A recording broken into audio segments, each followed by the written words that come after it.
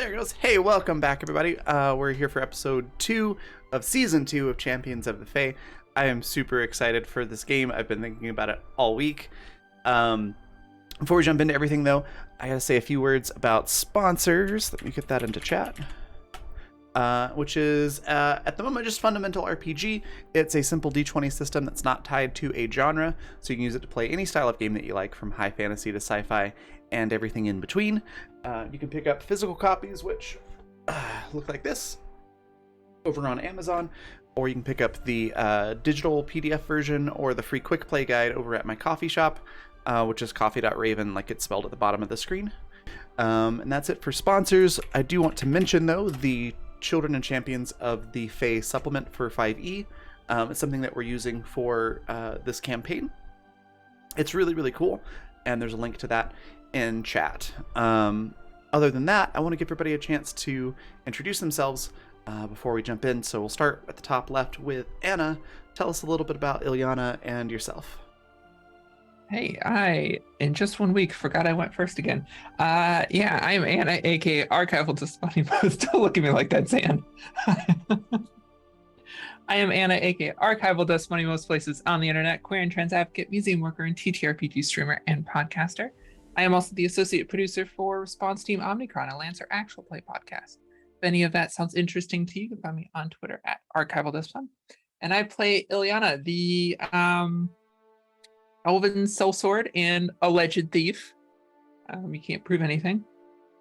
She's just a nice person, completely trustworthy. Not running from anything. Just here to have a good time, make some money, do some jobs. Awesome. Next, we've got Ian. Tell us about Marosha and yourself. Hey, what's going on, everybody? I'm Ian. You can find me on all socials at your boy Big. That's YABOIBIG.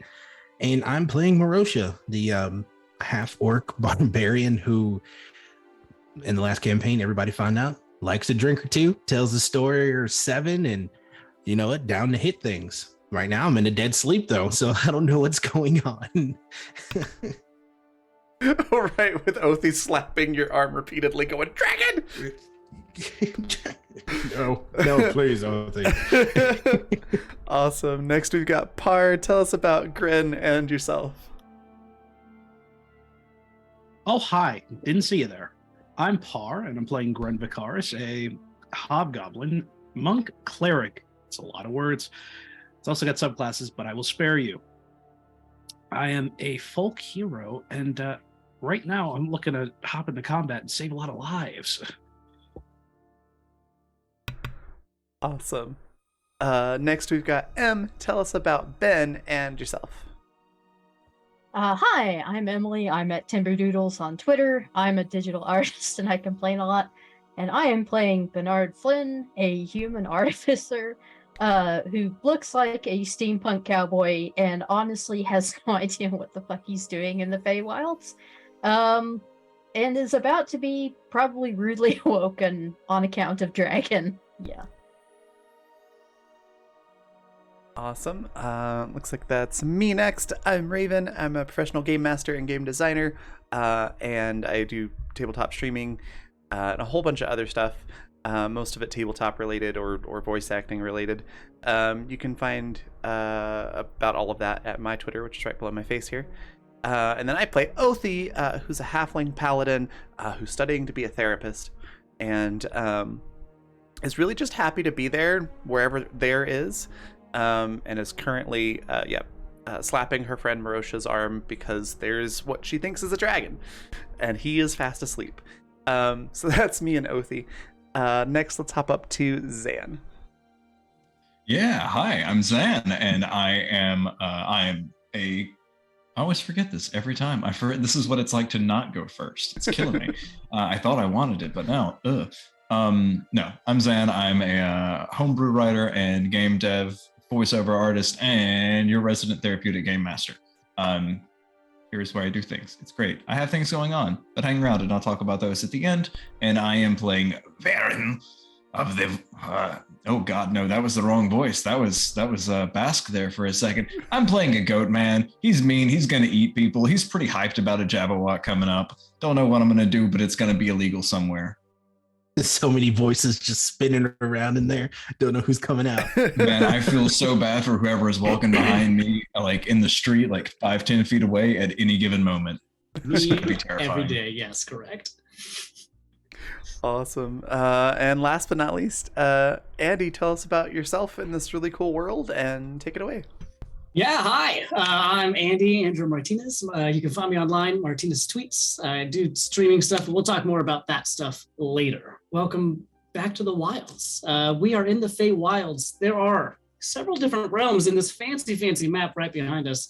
You can get on our coffee for some amount of donation. If you go click that link, I'm sure you can go find it.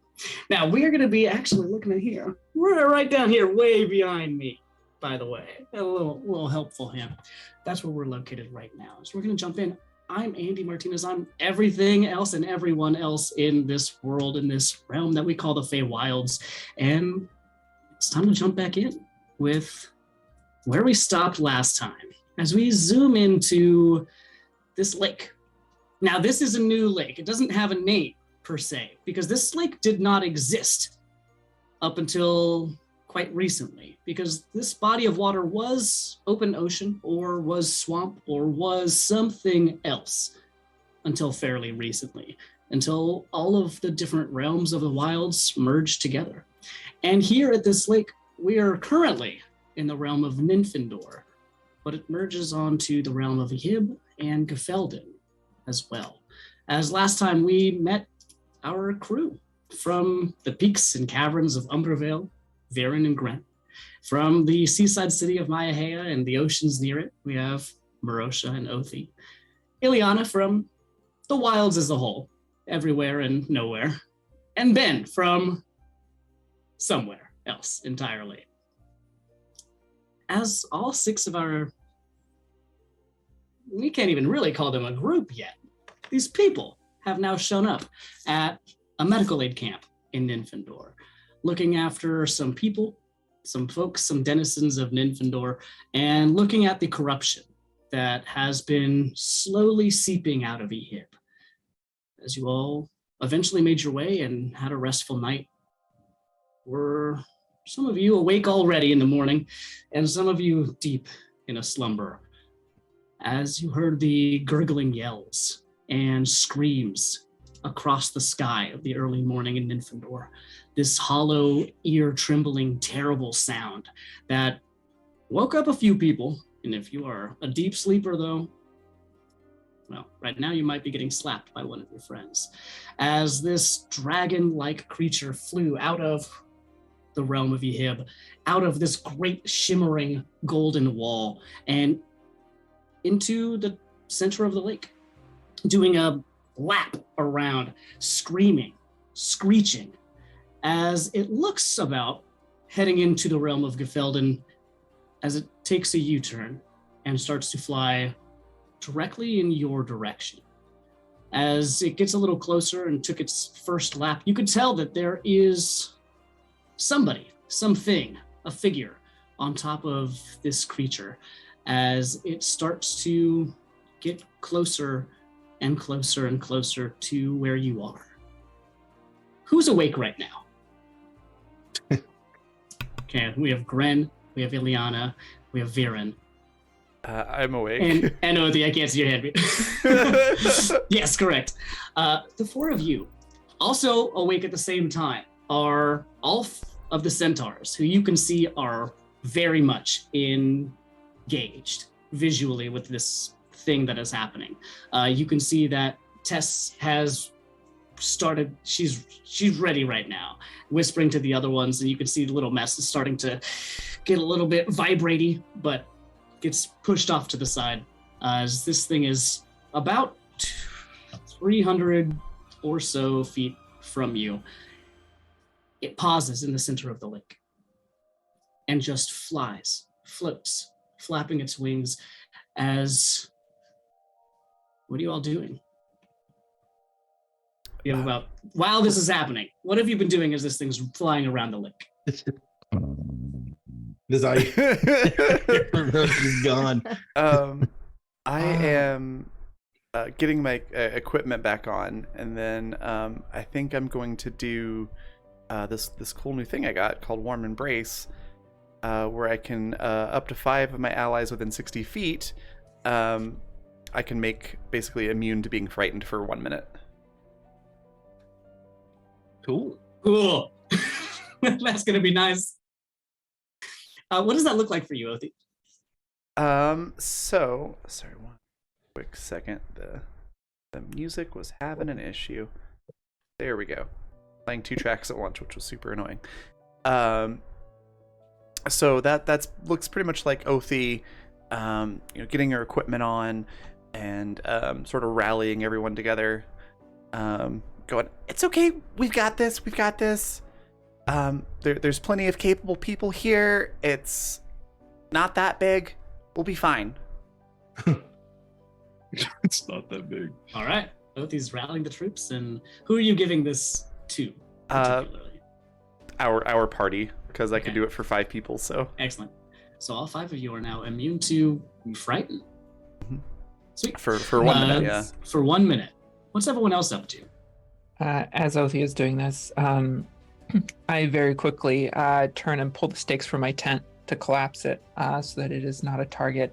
And then I already have my gear on, so standing back up, just shouting to the group here that seems like the most capable adventurers in this medical camp. Stand your ground. They're injured here who can't flee. We need to fight this. And I'm using Face Fears, my new trait.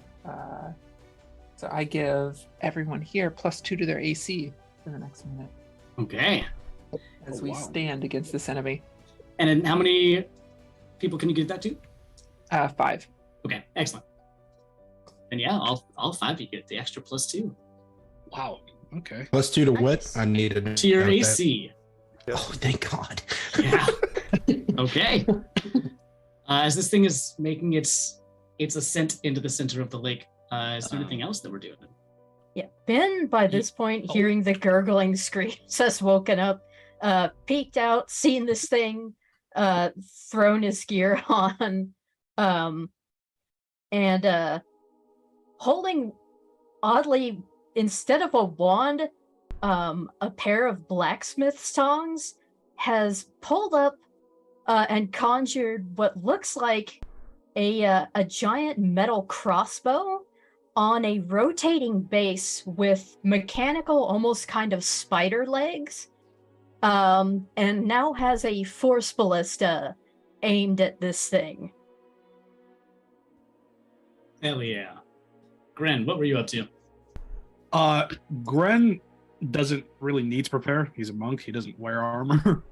So just bursts out of the tent and gets straight to the center of camp and lifts his holy symbol, and I will summon my Twilight Sanctuary, which is a 30-foot radius sphere?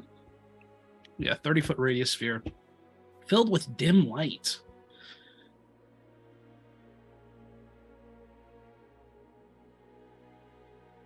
So,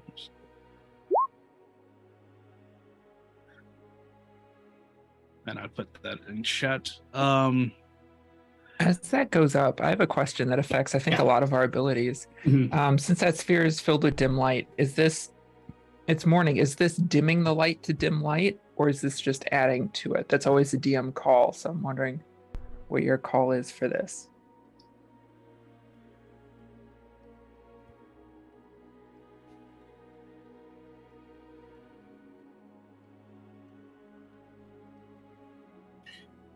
So this won't necessarily add light to the area.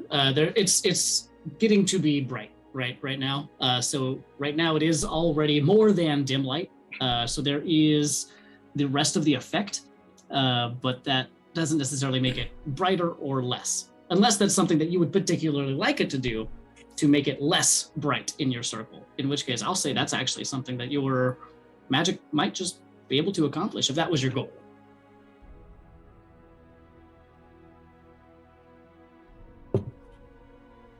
But if your goal is the effect, then the effect is definitely there. But if you want specifically it to get less bright, because it is more than dim light outside right now.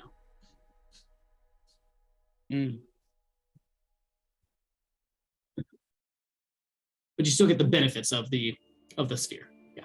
Okay. Awesome. I think I'll leave it as is. Okay, cool. Then Viren and Marosha, anything that you were planning on doing? About 30 seconds, 40 seconds. about how far away is this thing? This thing is about 300 feet out. Okay, it's like 300 feet, and about how long does it look like we've got before it's in like danger zone distance? Right now, it is not flying in any particular direction. It is just kind of in the center of the lake. It knows where you are and it's facing in your direction, but it's not actively coming at you at any particular velocity. So, unsure. As far as it was flying, if it really sped over to you, it would probably take maybe 3 turns. Okay. Like 30 seconds max. In that case, Varen is going to drop his sleeping quarters and will raise it over 3 rounds, raise 3 more pieces of earth just kind of as barricades, cover in case we need them. Yep. But we'll stop that if it gets, say, 100 feet from him, and he'll do something else. Okay. Sweet. Marosha, what were you up to? You just got woken up by Othi. No, okay. No. What's going on? Oh, damn, not again. Perfect. So the first thing he's going to do, he's going to look over at the centaurs, and he's going to look at Little Miss and go, Little Miss, do me a favor. Grab my bag, please. As Little Miss looks over at you, this is a very different centaur than you saw him as last night. This centaur is absolutely feral. He's got sharp teeth. His eyes are like ablaze right now, not with actual fire, but with the desire to rip things and chew things. And you can see that this guy is, ugh! So you can tell him something right now, but Yes, perfect. Keep that up. Remember, Bugbear, just, I never knew this about he this. doesn't say any words. He's just growling at you. He's so hyped. Perfect. So with that being said, Mercer's going to actually just grab his bag and grab Big Bertha and just still put it on his back. DM, would you say that this dragon would count as insurmountable odds?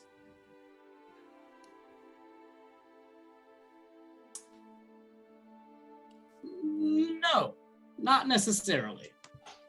Cool. Well, then I'm just going to get myself ready for a fight. Okay. Getting up, walking over towards the rest of the group, putting his hair up, kind of stretching, getting his elbows on, putting on his fingerless gloves, getting ready, and kind of, like a UFC fighter stretching, running around the ring, getting ready to do something. I have no idea what we're going to do, but I'm ready for it. Let's go. All right.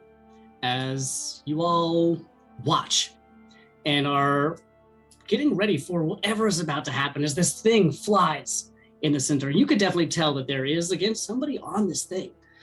As all eyes are on this person, this entity. As you can see that they open up something on their back of this creature that they're riding on, and they pull out an object.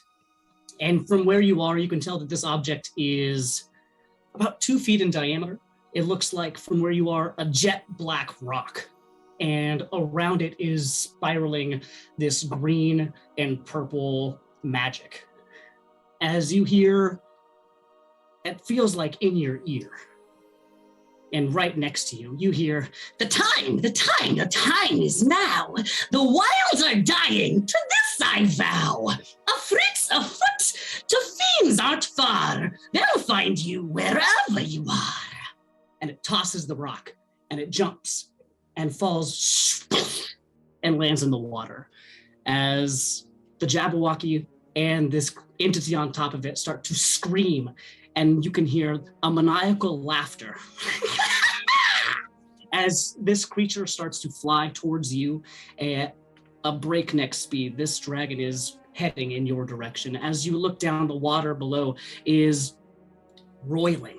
It is seemingly boiling with black energy, with green energy, as it is now intensely dark corruption that is spewing in the center of this lake.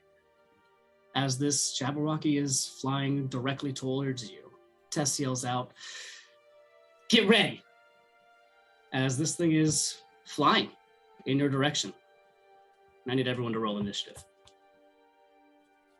Before it gets in, Yeah, can it's still some distance away, but it is flying at you with intent. I got a range of 300 feet. Okay, it is within range then. All right. Go ahead and roll that initiative. It's a 13 for me. I've got advantage on initiative rolls. Andy, what are you doing here? I'm going to cast Earthbind on the rider. Oh. Okay. All right.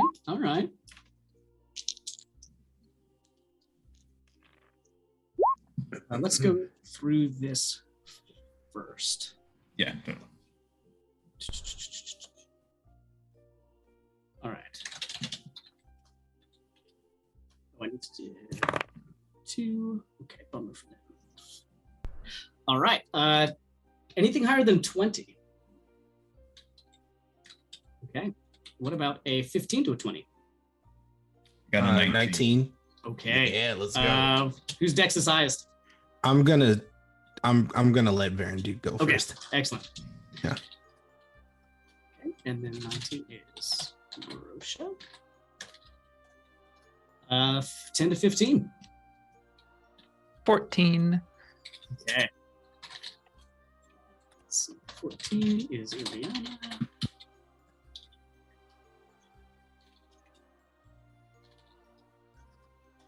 Okay. 5 to 10. 7. 8 for Ben. 7 is Gren. And Othi, where are you at? I had a 13. Oh, okay. Excellent.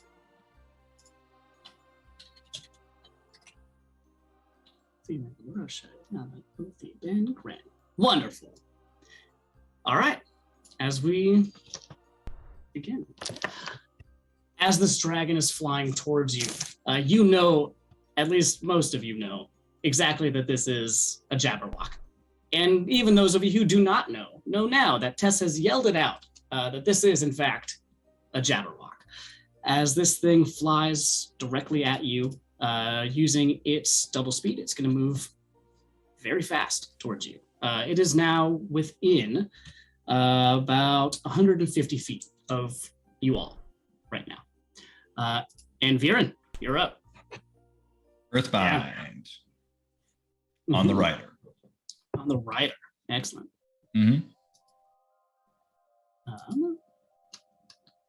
Okay, let's see. One creature you see within range. They must succeed on a strength saving throw. Okay, let's find out how this goes. DC is going to be 14. 14, okay. All right, yeah. They got a 6 on that. So they are not going anywhere anytime soon. So what does this look like as Viren binds the rider? This is, I think, Varen kind of sees it bearing down on them and goes, "No, Varen does not like things that fly. Varen is not ruler of that domain. To the ground with you." And will swing the Kaiser blade up, and as it goes up, vines suddenly grow and reach from the ground with the giant, like, flowering, deep purple, almost lilies coming off of them as it reaches up to grab the rider.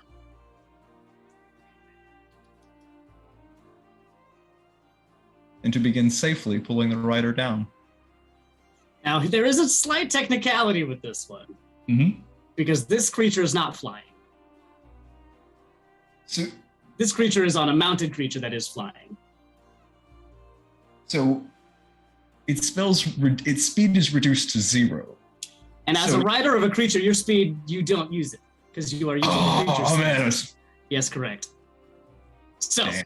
keep that in mind. You could try and fire him for the one that is flying, but that is the rule, that you are not using the rider's speed here. The rider itself is not actively using any speed. So if you want to keep your Earthbind on the same thing, feel free. But you would kind of know that would. Oh, if I would know it, then let's just go ahead and try to burn off one of those. I'm sure it has legendary resistance. Let's just go ahead and use it on the Jabberwock then. All right. Let me. That's the same exact roll. Right. Perfect. And that's exactly what is going to happen. Yes, as these Earth Barts are going to come up and try to bind the Jabberwock, as they are going to just be deflected by the wings and the arms, and it just can't get a good grip on this flying entity as it's still sailing towards you all. It's about 150 feet out. Everyone, charge behind me! And Varen begins to sprint towards the descending Jabberwock. Okay, Marosha, what are you up to? So I'm gonna start charging, kind of doing one of those like Troy trots, just gaining speed. Okay, let's do it. As a bonus action, I'm going to, while running, go into a rage, and so that I'm ready for that. And as you guys see while running, going into the rage, Marosha's tattoo on his arm, it grows from the length of his elbow down to his wrist, and kind of begins to kind of swirl and move, because like I said, his tattoo has like tribal symbols that represent blades and waves. So as they grow, they kind of filter on through, and you kind of see that his eyes turn from the glint of yellow into a deep dark red as he breathes maniacally, just running, just and with that, I would like to, if I can, I'd like to hold my action until the Jabberwock, I would say, is in within like 40 feet, or if for some reason I'm moved by someone else closer to the Jabberwock. Okay, sounds good. Perfect. And that's me. All right. Ileana, what are you up to? I am also running forward. I'll cover 30 feet, but I'm looking for a tent that does not have any injured in it. And I would like to hide behind it, bonus action, hide. So duck behind a tent, and I'll hold my action until something is within 60 feet of me. So the black energy that we saw in her intro kind of swirls around her hand and coalesces into a long spike. And I will hold that until it's within 60 feet. And I'll hide. I can do a stealth check if you like. Yes, please. Okay. Ducking in close to this tent, am I in dim light or no? Yeah, I mean, technically, by definition, you are in dim light, as you are in the radius of the dim light magic. Awesome. So I have advantage on the stealth check then. That is a 28. Okay, excellent. Yep, cool. Wonderful. As Othi, what are you up to? So how far away is this thing again? This thing's about 150 feet out, Okay. but flying fast in your direction. I'm gonna start walking towards it. Okay. And Othi has her shield up in one hand, and then her other has the light hammer that she's basically spinning around like Thor style on a leather strap, waiting for it to get within 60 feet. So I guess I'm gonna hold action until it's in range. We're gonna jump this fool. But yeah, she's just walking like her normal speed, calmly straight towards it. Excellent. As yeah, this thing is who's up next? Some 30 feet. Just kind of stuck. Okay, that's gonna wait for next turn then. As you see that Tess walks up and is positioning themselves in between the tents. As you look back and you can all see that, yeah, Little Mess was stoked, but also is kind of being, this is a flying battle, and right now, stay back a little bit. But Tess has walked up, and you can see that they grab their staff that they have and stomp it on the ground as their cloak itself kind of folds and vanishes in a way, as the stars that are on the outside of their cloak stay. But the cloak itself is gone. As you see that also most of Tess is gone, as they start to get a little bit larger, a little bit bigger, and start to still, you can see where their outline is, but are now very clearly incorporeal and made of constellations, as Tess starts to slowly float up into the sky. And you see that in one of their constellations is this large, what is the actual picture? This symbol of a dragon itself is flowing through the constellations inside of Tess, as they fly up into the air and say, "Get ready. There's more than this," and position themselves. As from the water, you can see that the black and greens and purples boiling over start to spread fast and quick, as from the water itself burst 5 large, almost larger than about the size of that rock, about 2 feet in diameter, these large bulbous greenish yellow flies that plop out of the water and start loudly flying in your direction, as simultaneously you hear splashes in the water as these large amphibian feet pop out of the water, as you can see that there are some giant frogs that look also equally as disgusting, as both of these flies and these frogs are covered in these pustules of reds and browns and yellows. And there are a handful of each of them. Looking at a quick glance, there's about 5 flies, there's about 4 frogs at least, and they are all encroaching on the shore where most of you are currently. Ben, what do you do? Oh, goody. Let's see. The Jabberwock's still about 150 feet out. Yep. And about how far are we from the shore yet? From the shore, you would have started about 30, 40 feet out if you were the closest tent. You aren't right up on the water, but you're not too far away from it. Ben's a little cautious. He's gonna move forward maybe 15 feet. Oh.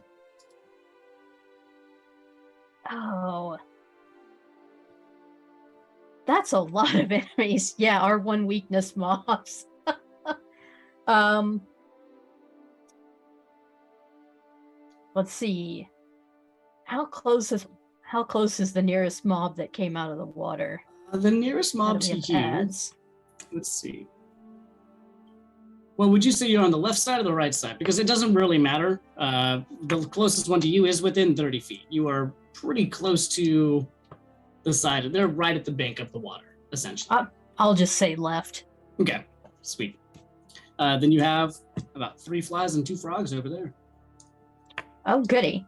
I'm going to aim at one of the flies, and with what looks like a screwdriver in one hand, because we can't do anything normal here. and a wand with sigils carved into it. He is going to aim the wand, give it a little swing, and a flick, and fling firebolt at this fly.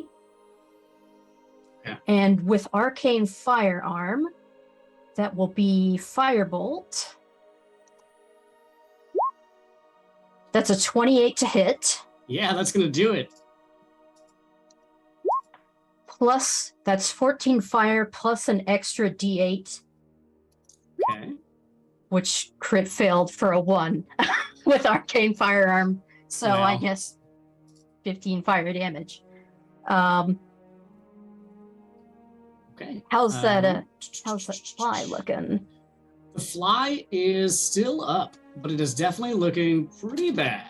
As a bonus action, we are Okay. gonna aim. He kind of points at the fly. Sick 'em, Sir Howie. And the force ballista turns, and a bolt of energy forms in it and fires off. And let's see how that goes. That's a 21 to hit. That's gonna hit. And that is 2d8 force damage. If I can hit the dice roller right.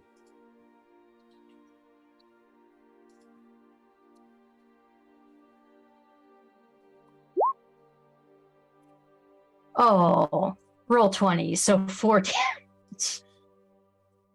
Whoa. Yeah, this fly is still buzzing, but only just a little bit. That's pretty close. That's a bummer that got you a 4 there, huh? Oh, It is seriously. still up. It's got about one leg and like both wings are still going, but it doesn't really look like it really needs some of those parts. It's kind of dripping yellowish brown as it flies around. Yeah, it's kind of gross. So Okay, it's not doing great. I see what I can do next time to make that significantly easier. Thank you, Sam. All right, Ben, anything else? We're also going to find if there's a tent without injured. There's only really Probably not many. the one tent really would just be the one that Ileana's already hiding behind. I mean, there were 2 tents without injured, actually. There was 3 tents that were already set up. There would be 1 tent that Ileana had that is now taken down, and there's the stone tent that Viren made. So there were 5 little pieces, but one of them is gone. One of them is made of stone with nobody in it. One of Okay. them has 4 people in it that are all kind of taking shelter in there. It actually has a little bit more than that. So everybody right now is currently in the centermost tent.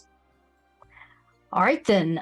Given how fast that thing is headed towards us, and I've got range, I think we're going to keep our distance from the shore, about 30 feet from the shore, and stay kind of... He's going to kind of stay where he is. Okay. Let me set these up really quickly. Where's the 20? All right. Gren, what are you up to? Okay. First of all, I should probably roll for the Twilight Sanctuary and all the temporary hit points you guys should have had. Yes, for sure. I don't know if I should be rolling this separately, just when people's turns end, or just one big roll. Let's see. What does the spell say specifically? Actually, let me scroll back up myself. When it ends its turn in the sphere. I guess I'm not near it. So every time if you are still there, anytime that anything ends, you would roll 1d6. So it would be a different thing per creature. It's not the flat 1d6 plus your cleric level. As far as I read it, anytime something ends its turn, you then roll 1d6. Okay. Then I'll just do that next round when bone strikes. So I think right now everybody has ended their turn within your sphere. Okay. So I'll just So roll. for this round, let's just do it once, and then at the end of everybody's turn, you can. Does it max out? How long does this last? Wowzers! That's only a minute. It's only such a good that. ability. Oh, okay. I believe. Yeah. So I'll just roll. Stack? I'll roll That's cool. once. So 7 to everyone. Yeah. All of you have temporary HP. Sweet. Shimmering stars surround you. And you know you are safe in their embrace. And then I will, I guess, move 40 feet to join everyone else that is charged. Which puts me how close to these frog creatures? So there are two groups, one coming from kind of the more left and one coming from kind of the more right. But they're all kind of, which you're close enough to go to anybody though. There's flies available, there's frogs available. I will go towards the frogs. Okay, we got two on over here, we got two over here. There's 4 of them as far as you can tell right now. And they're all fair game. Right is always right. That's my Okay. belief. Sweet. You got a frog in front of you. Now this frog is Got a gross, frog. by the way. It looks like it was a standard like greenish, brownish frog, but now it is a gross greener and a gross browner, and it kind of has little pus bubbles on it, and some of those look like they are maybe about to pop or get bigger. It's not pretty. It's not a pretty frog. Most frogs are, but this one's having a rough day.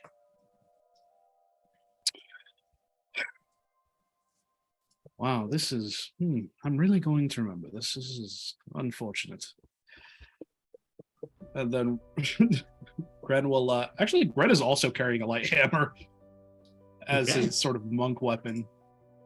But I don't think wants to use it necessarily on these frogs.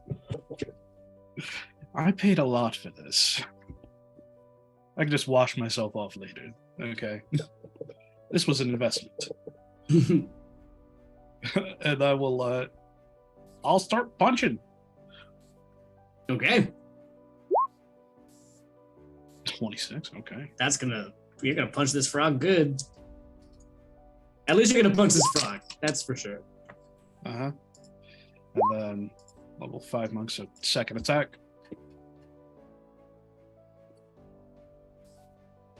22. Yep, 9 still, damage. still gonna hit. Let me see. Bonus action. I don't think I want to burn any key points yet, so I'll just take that. I'll just take one more strike. Okay.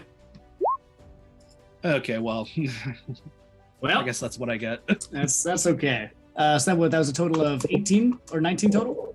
19 total.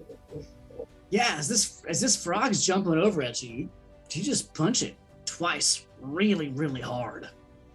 And this frog just does die.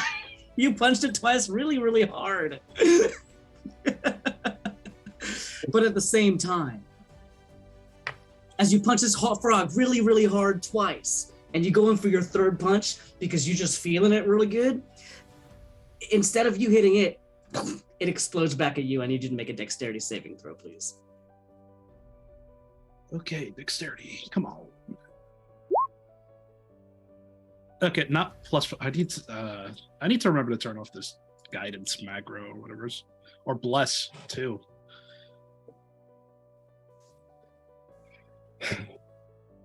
That nat 20 though. That was still in that 20 though, huh? Why am we gonna take that one? As you dodge your way out, this disgusting, viscous, yellowish green goo sails past your head as this frog is done over on the right side. At least that one. There's still a second frog at least. Okay. Then Gren looks at the rest of the group. Now this is very unfortunate, but a hero must go with style. And just sort of brushes off. And next to you, you hear an arrow whiz past and take out or pierce itself into the frog next to you, as you hear as a little bit of smoke comes out of the frog, as it's been hit by a flaming arrow. as you look in the direction where it came from, as you see Ember sitting up on top, in between two of the tents behind with their bow ready. As this dragon Jabberwock flies even closer and gets about 100 feet out as it lets loose a terrible, terrible roar. As what I would do is have all of you roll a wisdom saving throw. However, But it's okay. It's not that big. it's not that big, is it? You are all protected from frightened, at least for the next couple of rounds. I think you have 3 more under your belt for that one. However, there's more than just you here.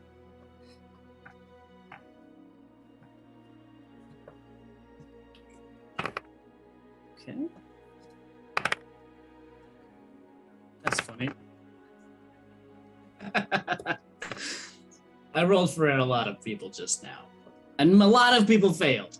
In fact, almost everybody is afraid of this thing at this point, except for all of you. Tess and Little Mess rolled a nat 20.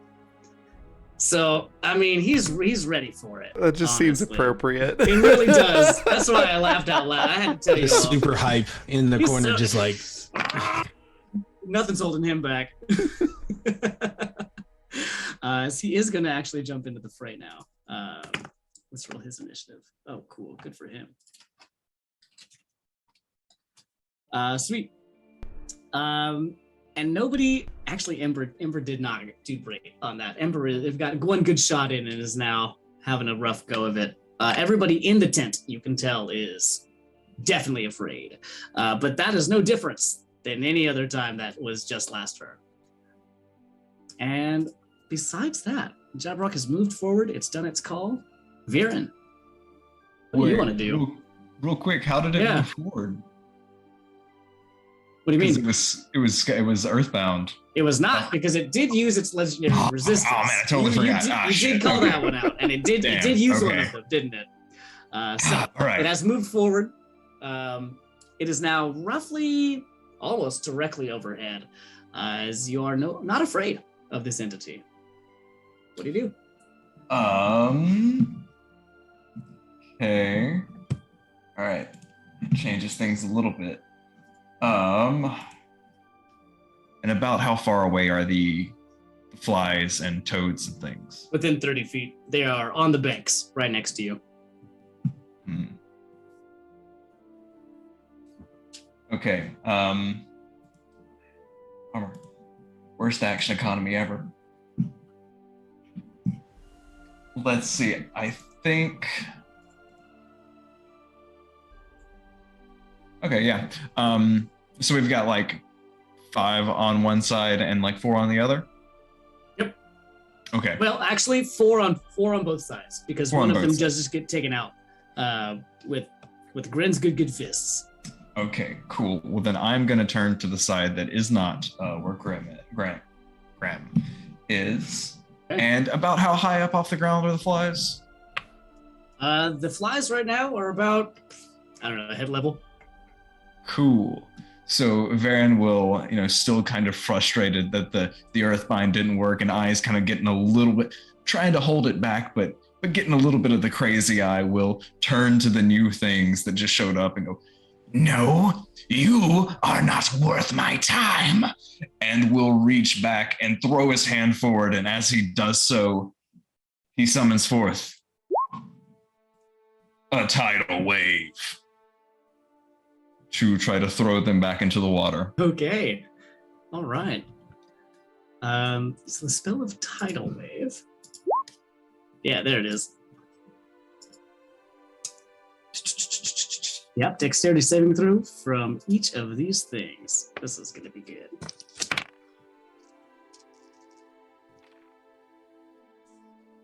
All right, what do they need to beat? DC is a 14. DC is a 14. Let's see, that is 10 damage on a success, 21 on a fail. Then this is going to be dexterity. Okay, excellent. That is 2 successes and 2 fails. So we got 1 fly and 1 frog that have succeeded, and 1 of each that have failed. Excellent. As this tidal wave, where does it come from? What's that look like? It's as Varen like throws his hand forward with it. We see the ground where this was kind of like prairie a little bit, just kind of grassland. Yeah. Mm-hmm. So as it starts to move, it gets there's kind of a ripple in the ground, and then it gets a little bit more damp, and then it kind of turns into like this almost moss, and then it kind of blossoms out into algae, and then just this very verdant green water slams into them. This vividly living water just splash them back into the rapidly poisoned lake. Okay. Awesome. Go ahead and roll your damage for that. That is 21 damage. All right. Sweet. As this tidal wave blasts, the corrupted frog ceases to exist. And it is going to be pushed back by the tidal wave anyway, so there's no need for that dex saving throw. The fly is still going to be pushed back pretty far also, still up. Oh, wait, no, actually for this one, also gone. That was over the limit there too. Both of those, don't worry about them. You still have 1 of each of those things in this area, and they have each taken half damage from that. All right, I think Varen will continue to move forward. Okay. Throw some heat and keep going. Yep. At the end of his Oh yeah. At the end of his turn, seeing that the Jabberwock's not getting any closer at the moment, I would like to use my held action. Okay. Against one of the frogs, I'll kind of pop just the very edge of my face around the tent and whip that the black spike at one of the frogs near Gren. Sweet. Go ahead and roll it. I'm assuming it's with advantage because it doesn't seem with a 28 stealth. Mm-hmm. Yeah. This frog has no idea anything at all about what's happening. Awesome. All 20 is out to get me tonight. That's a 16. Yeah, that's still gonna do it. But honestly, that's that's still gonna do it though. Congrats, you hit it. 24 points of psychic. Hey, that is enough to just obliterate this guy. He's gone. Okay, cool. Marosha, what are you up to? Oh, we can't. There it is. Muted. Yep. Sorry. Okay, cool. So you said the Jabberwock was moving closer, but it said it was like right above us? Yeah, so it moved closer about 40, 50 feet or so. So it is still up, but it is essentially right over the bank, right above kind of where you are. Okay. And so I'm just going to kind of scout it like this way. To the right where Gren and Ileana is, are there any other frogs or flies? Right now, there are, out in the field, there's one fly that Ben did dirty but didn't quite pop. There's one fly that's gone. So there's 2 flies. There's one on each side that is kind of, oh, no, that one's gone. There's one on each side that is totally fine. And that is currently it. Okay. And one frog on one side has been hit, and the other 3 frogs currently are out of commission. Okay. Then I'm going to go to the left where Varen is, since that side is pretty stacked right now, and attack the fly that's remaining. Okay. Sick. I'm going to throw a javelin at it. Okay. Kind of like as running, still, just kind of going back and like tossing a javelin at it. Mm-hmm. That's a dirty 20 to hit. And That's gonna hit. 9, and then since I'm still raging, it's 2, so it's 12 points of damage. Yeah. Okay, cool. Sick. Is it still up or is it out there? With just that 11, that is going to, oh, no. So that is, wait, how much was that total? It was, damn it. Yeah. Pay attention, Ian. Same. 11. Is that with the 2? Yeah, it's 11. Okay, it is still up. Yes. Great. Okay, cool. So I'm just gonna take my second attack at it and just kind of, I would assume that now that I'm running over there, like it's in the area, I'm just gonna stab at it with my trident. Sweet. It's a natural 20 to hit for 27. That one's gonna hit. Yeah. Cool. And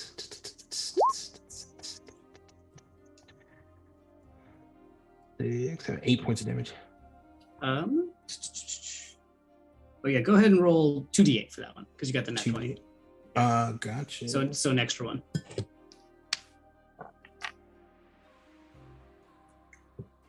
That's an additional 6. Okay. So 12, 14 points altogether. Sweet. That is enough to kill this thing. And as you're right next to it, you stab it with your trident as it explodes. And I need you to make a dexterity saving throw. It's a 12. Okay. With a 12.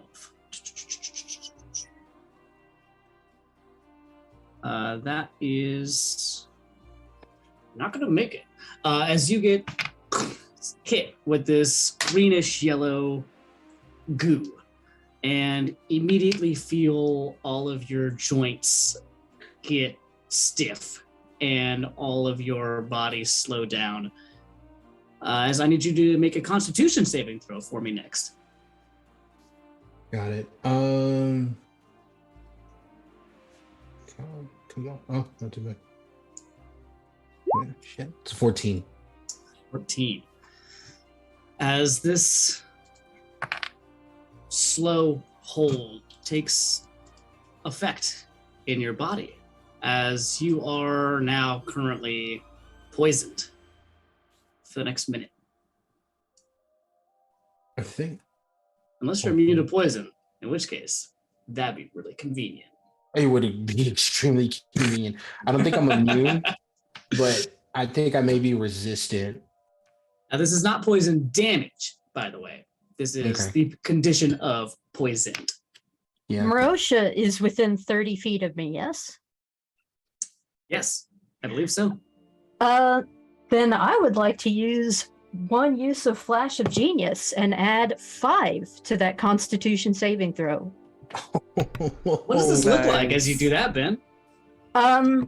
So Ben is going to kind of gather up some energy in his hands, this kind of roiling blue, and throw it at Marosha, and it's going to kind of glow in an aura around him and then sink in.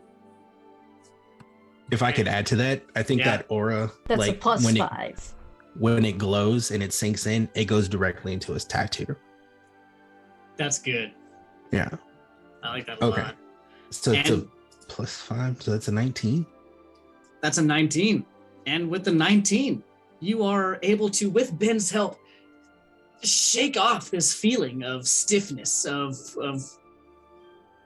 uncomfortability, of poison that starting to infest your body and take over. And you felt it, and it sucked. You're fine now. Definitely in that, Marosha looks over a bit and goes, "Thank you." Okay. Back at it. Ben just kind of gives him a little tip of the hat.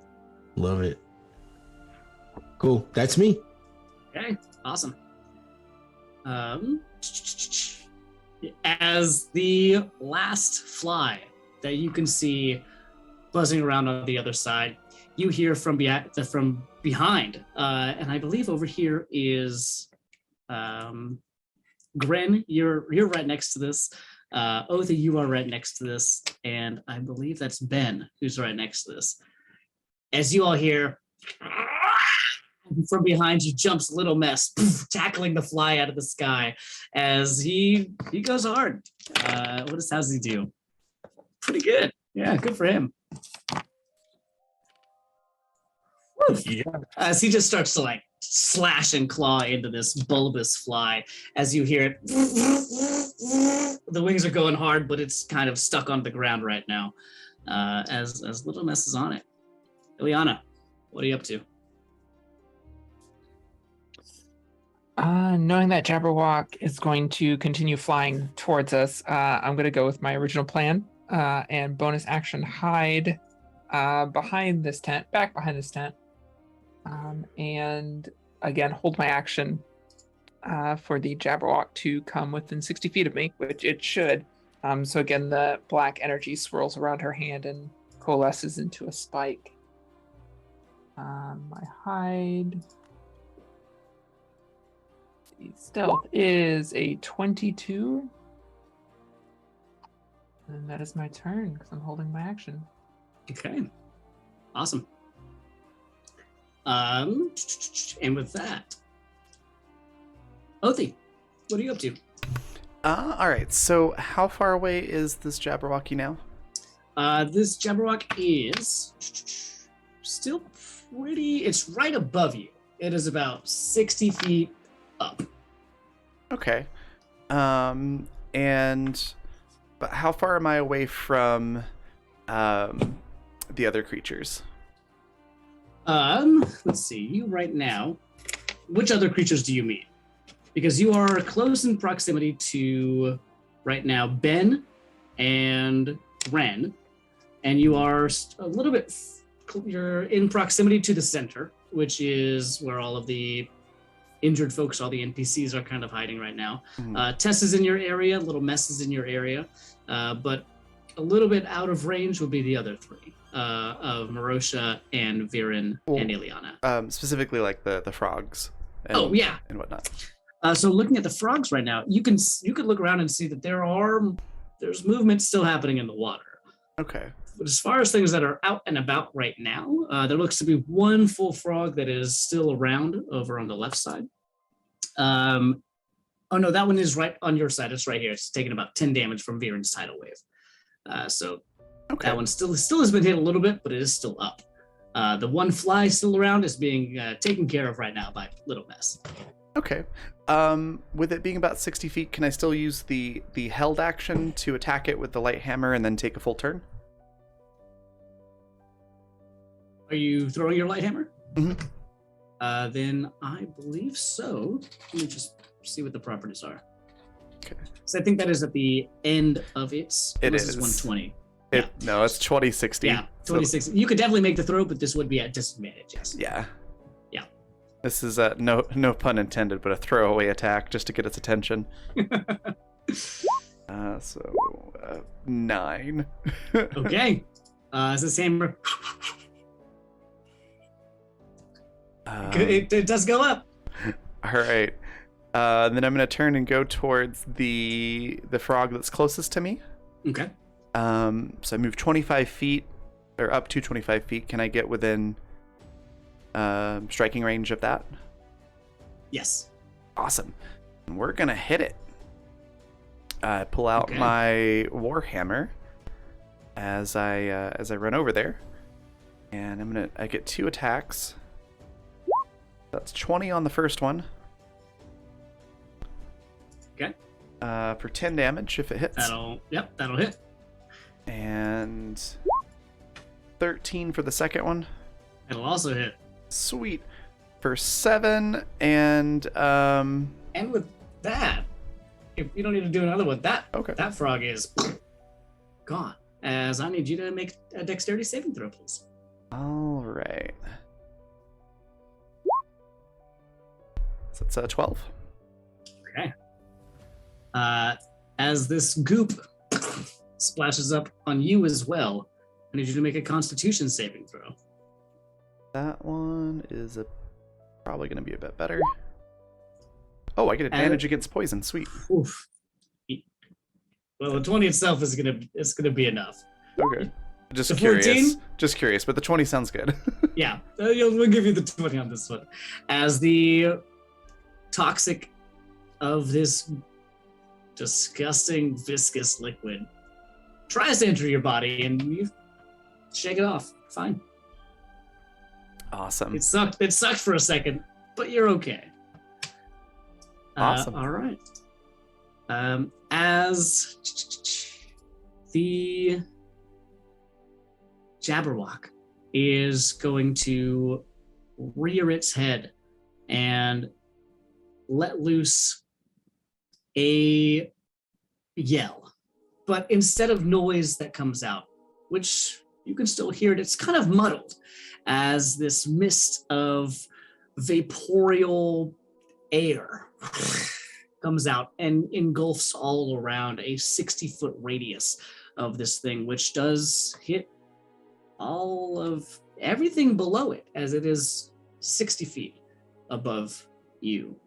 As I need everybody to make a charisma saving throw for me, please. And I misunderstood. I thought it was 100 feet away, so I was holding my action till it was within 60 feet of me. So yes, just yeah, this happens. Yep, we can do that now too. Yeah, does me was I having hidden been from it? It is about it's about 60 feet up. yeah, does me having been backed off 30 feet from the shore change anything, or am I still well within? From the shore itself, yeah. So it is. If you were at the shore specific, like and in the water, you probably wouldn't got hit by this. But because it is a sphere around it and it is above the camp. Oh no. Yeah. So with my stealth action earlier, was I successful in that check? Yes, you were. Okay. Yes, we can do that part now. I misunderstood that. 27. That's gonna hit. As it starts spewing this mist, I step out and whip my spike up towards. Oh, roll 20. That's 21 points of psychic damage. Hey, that's not nothing. I mean, the one is kind of a bummer, but it's got a +9 on there. Okay. Also, I should note, anybody within 10 feet of me gets a +2 to all saving throws. Let's go. No. Within 10 feet of you, so that would help specifically Ben and Viren. Oh, damn. Yeah. There's no helping what I rolled. I know. Oh no. Oh no. I'm still under 10. Give me something good, please. Natural 20. Oh, yeah. Nice.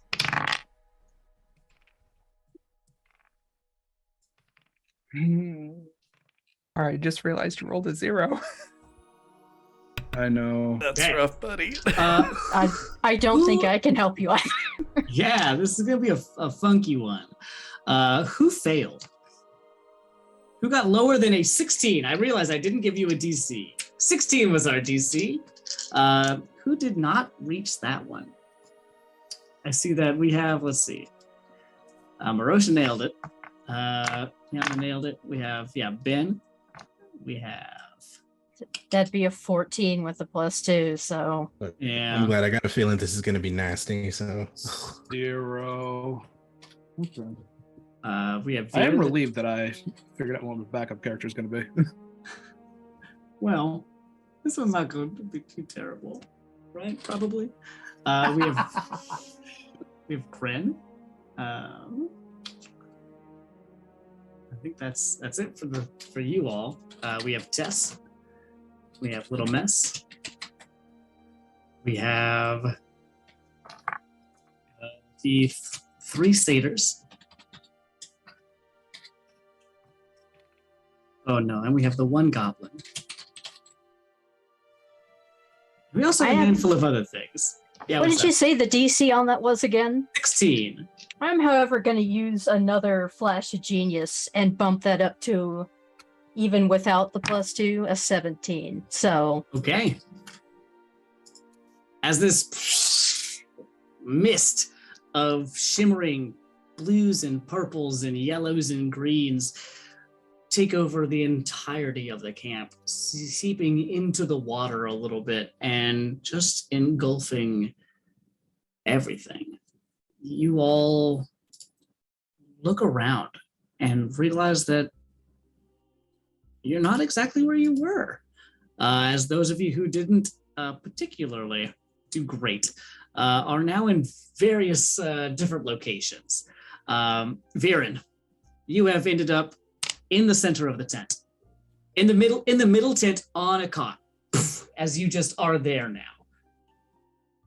as there is a satyr that is now taking your spot. And Gren, you find that you have changed positions with Little Mess as you find yourself now on top of this bulbous fly that he has been trying to dig his way into, as you and Little Mess have swapped positions. Let's see, who else failed? Tess has found herself inside of the tent as well. And Viren, you look over and you see that this incorporeal shift of stars has also failed its saving throw and ended up also teleporting into the tent along with you. As well as the other two cots that you see now have a frog in one and a fly in the other, as they start buzzing around. And the Alceids, who are also here, you've noticed that they were also hiding inside. You see that one of them has succeeded, and the other three have not, as they have also teleported around. You see that Ember has failed, and he's inside the tent too. But then there's two more frogs as well. So inside this tent with you right now, Viren, 3 frogs, 1 fly, and Tesselaron. And you. So how close together? Oh, you are all in a tent. Okay, so we're all snug as a bug. You are within 10 feet of all of these individuals. This got crowded fast. Snug with a bug in a rug. Snug with several bugs in only one whole rug. Othi, you didn't see you saw this mist happen. And oh wait, Ileana, I think you'd still need to do your turn. Yes, Ileana, you passed. You got covered by stuff. You stabbed this thing with your held action. What are you doing with the rest of your action? Oh, it's my turn. Yes, it is. Yeah, taking a moment to look around and see everything change place. That makes me very uncomfortable. I'm going to use the cover of that mist to duck behind something else and hide again. In combat, I am a one-trick pony. Okay. Oh, I have advantage. 27 on stealth. Yep, that's good. And then I'm going to hide and then pop back out. And again, that black spike coalescing in my hand, I'm going to throw it up at the Jabberwock. Okay. Am I hidden? Do I have advantage? You are hidden, yes. This thing did not find you. It got a 4 on its perception. Double nat 20. Oh, come on. Yes. That's crazy. Okay, good job. And this is with sneak attack. Wreck this fool. Come on. Okay. 21, 31, 38, 43 points of psychic damage. Okay. I see you. That ain't nothing. I'll take it. Wasn't the best roll, but I'll take it. Yeah. As you Yeah, so pop up and just throw this psychic spike through underneath the Jabberwock's chin. It just disappears, not leaving a mark. Okay. Awesome. And that's my turn. Sweet. Othi, what are you up to? All right. I'm trying to visualize in my head where everybody is. So most everybody's in a tent. Obviously Ilyana's outside the tent. I'm outside the tent. Any of our party still outside other than the two of us? Let's see. Yeah, I am. You have most people outside actually. Okay. So right next to you, you have I think you had Ben, who is right next to you. Okay. You And also, then- at this point, have Gren, I think, who has now swapped places with Little Miss. That's right. And then how far is the Jabberwock now? Jabberwock is still about 60 feet right above you. Okay. Okay. I can't do anything about the Jabberwock. Let's see. what enemies are close to me then? Right next to you, really nobody. There is the fly that is actually still alive, technically. That little mess was ripping apart. That now Grin has found himself kind of on top of. But that's the only living thing around this area. All right. I think I will attack that then. Okay. Let's see here. Nat 20. So that's what, 28 damage, I think. Yeah. So yeah, Othi just walks over to Gren and doesn't even like swing the hammer. She just sets it down on the ground forcefully, like the hammer head down. Thunk, squishes it. It's like, you okay? And you know when you push on something over here, it like squishes out the other side.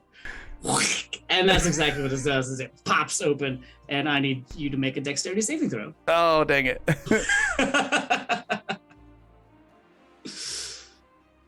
Me too.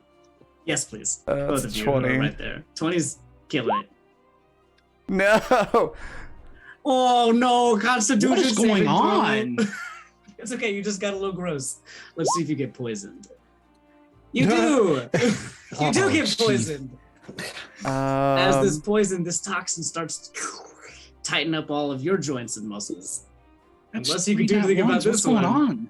I can take care of that on my next turn. Okay.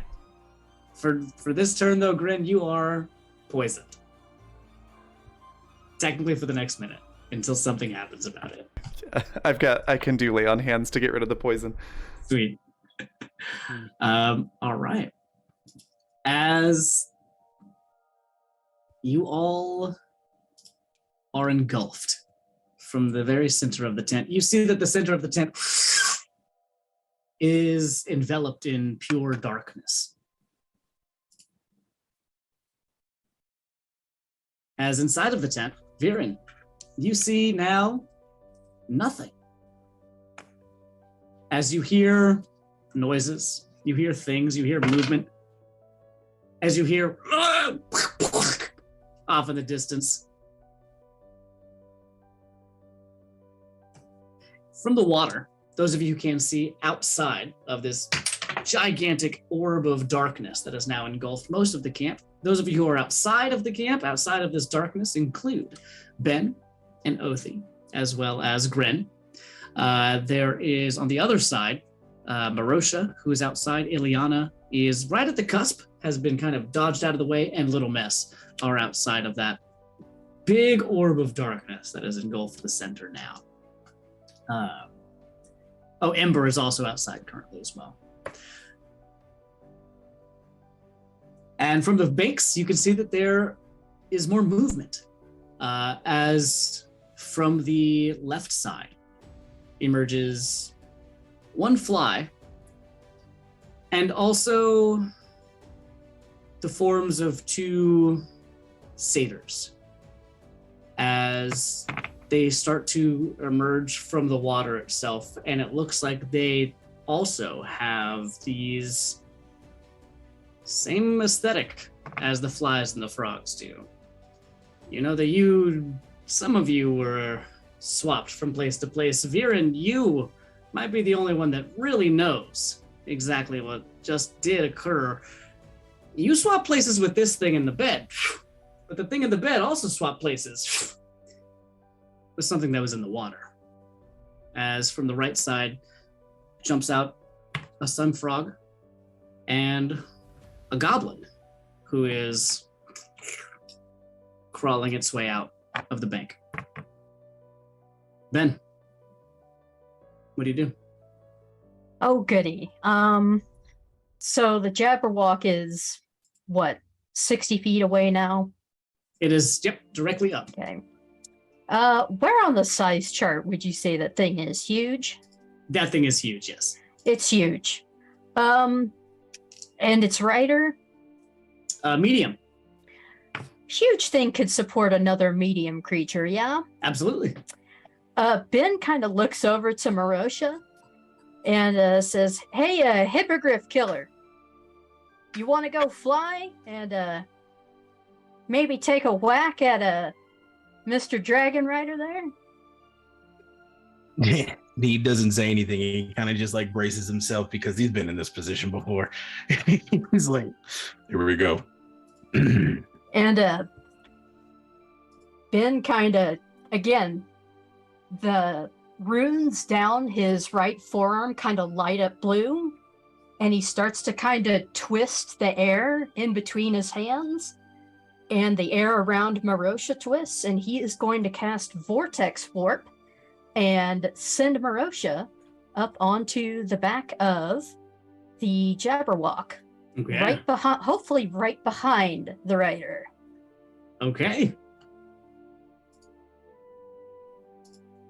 I like it. That was which spell again? Vortex Warp. Vortex Warp. Wonderful.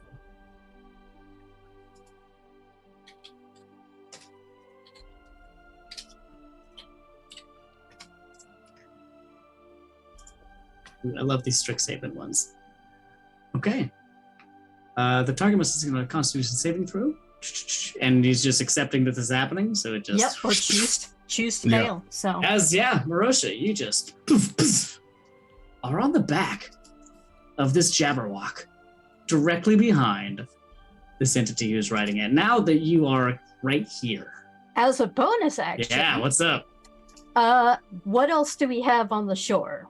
We have On the shore, yeah, on the right side of the shore, you have one fly and two corrupt satyrs. On the left side of the shore, on the left side of the shore, you have one frog and one corrupt goblin. any of the frogs or flies looking pretty hurt. Right now, they're all fresh. They're all just coming out of the water. All right, well,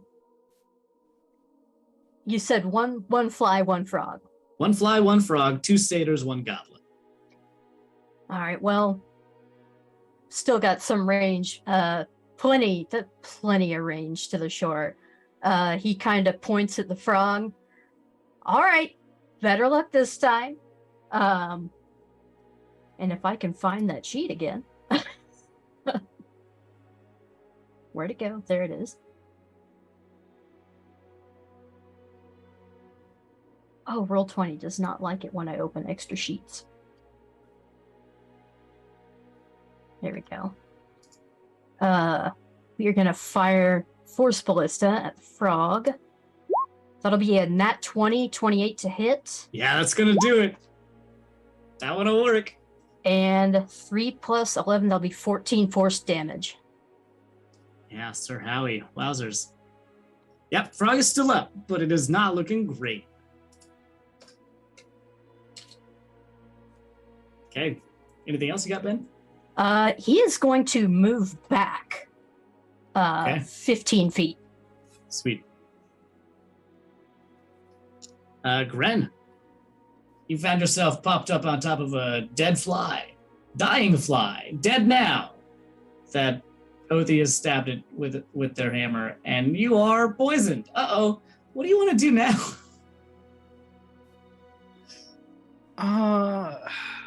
Let's see. I had a plan for my turn, which changed when I got poisoned. Yeah. So, now I think Gren, seeing that there's new enemies on the shore and that this Jabberwock is 60 feet straight up, we've got Marosha up there now. So I think I'm just gonna. Should I just cure myself?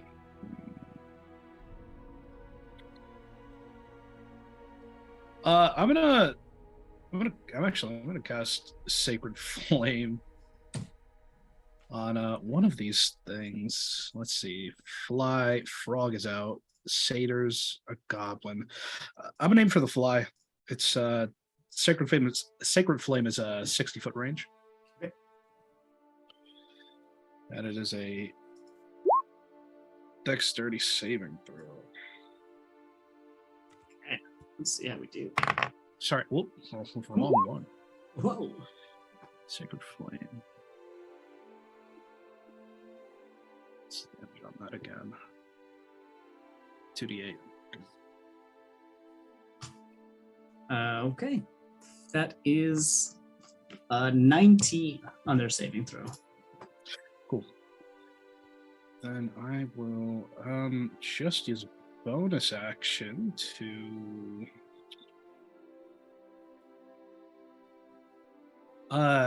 use patient defense.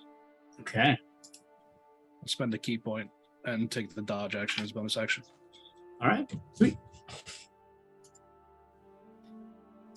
Anything else you got? That's it. Sweet. As the Jabberwock is going to fly down about 40 feet. It is now about 20 feet above the ground into the pit of darkness. Actually, it's going to move a little bit out of the darkness and get a little bit closer towards the left side, the side that currently has, who is over here? We have Marosha over here. We have Ileana over here. We have Ember over here. And I believe that is it. Those are the three folks that we have over here. As the...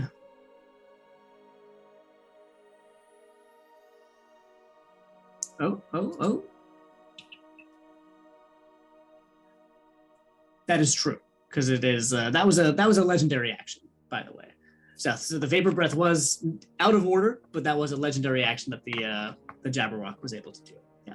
So you after this one, as the Jabberwock is just going to fly down a little bit closer, and it's just going to be looking directly at the three of you in that little cluster.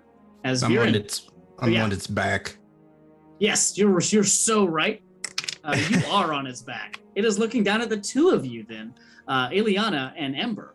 And Marosha, you are riding on this thing's back. And as you get up there, you take a look at this entity that is on top of it. As you get a closer look, this thing is grotesque.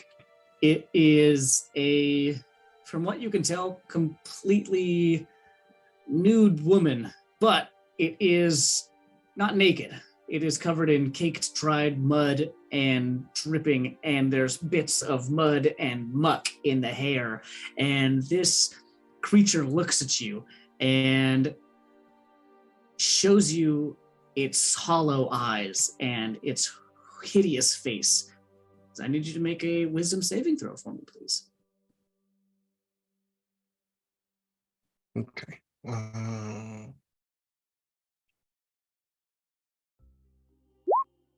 18.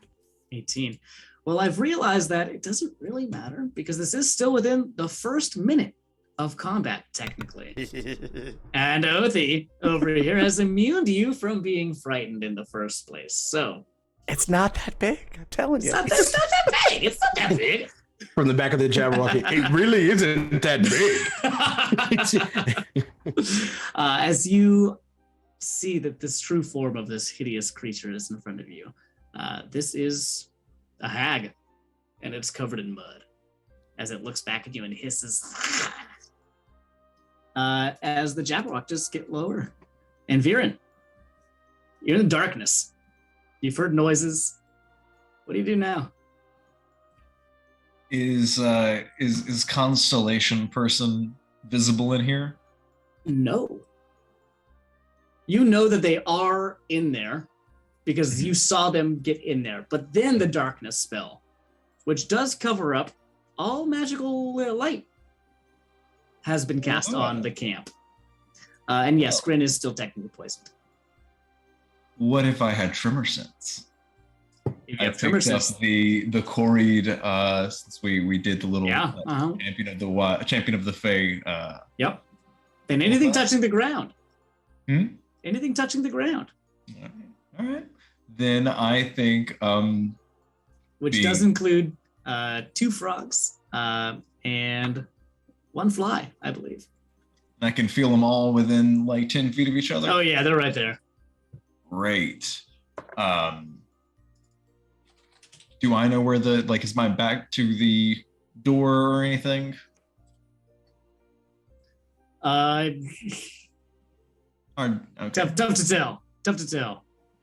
Okay, well then I will use my 30 feet of movement just to like walk in a direction that is not where the other things are, and just kind of run my hand along the wall if I can. I mean, with the tremor sense, you kind of can tell, can't you? So you know that you can feel where things are on the ground itself. So you know that you are kind of in the backish corner. You could skip out of any side of a tent. It's a tent, but the main door is forward ahead of you, about 15 feet maybe. Okay, cool. Varen wouldn't know where Tress is in the initiative, would he? No. All right, well. Nor physically, as they are not touching the ground. Great. Then Varen would have no idea they're in here, so Varen is still being good. In that case, Varen will walk outside and go, well, others may be stars, but here I bring the moon. And will hold up his hand in the darkness, still kind of knowing where it is and feeling kind of the struggle between the moonlight and the darkness, especially with what is obvious magical darkness. And will throw a little bit more effort into it and cast Moonlight as a 3rd level spell, centered between where the baddies are. Okay. Who are you aiming this for first? This is the 5-foot radius. Yeah. We're going for everybody. Okay. Does that fit? The 5-foot radius, but it's coming down.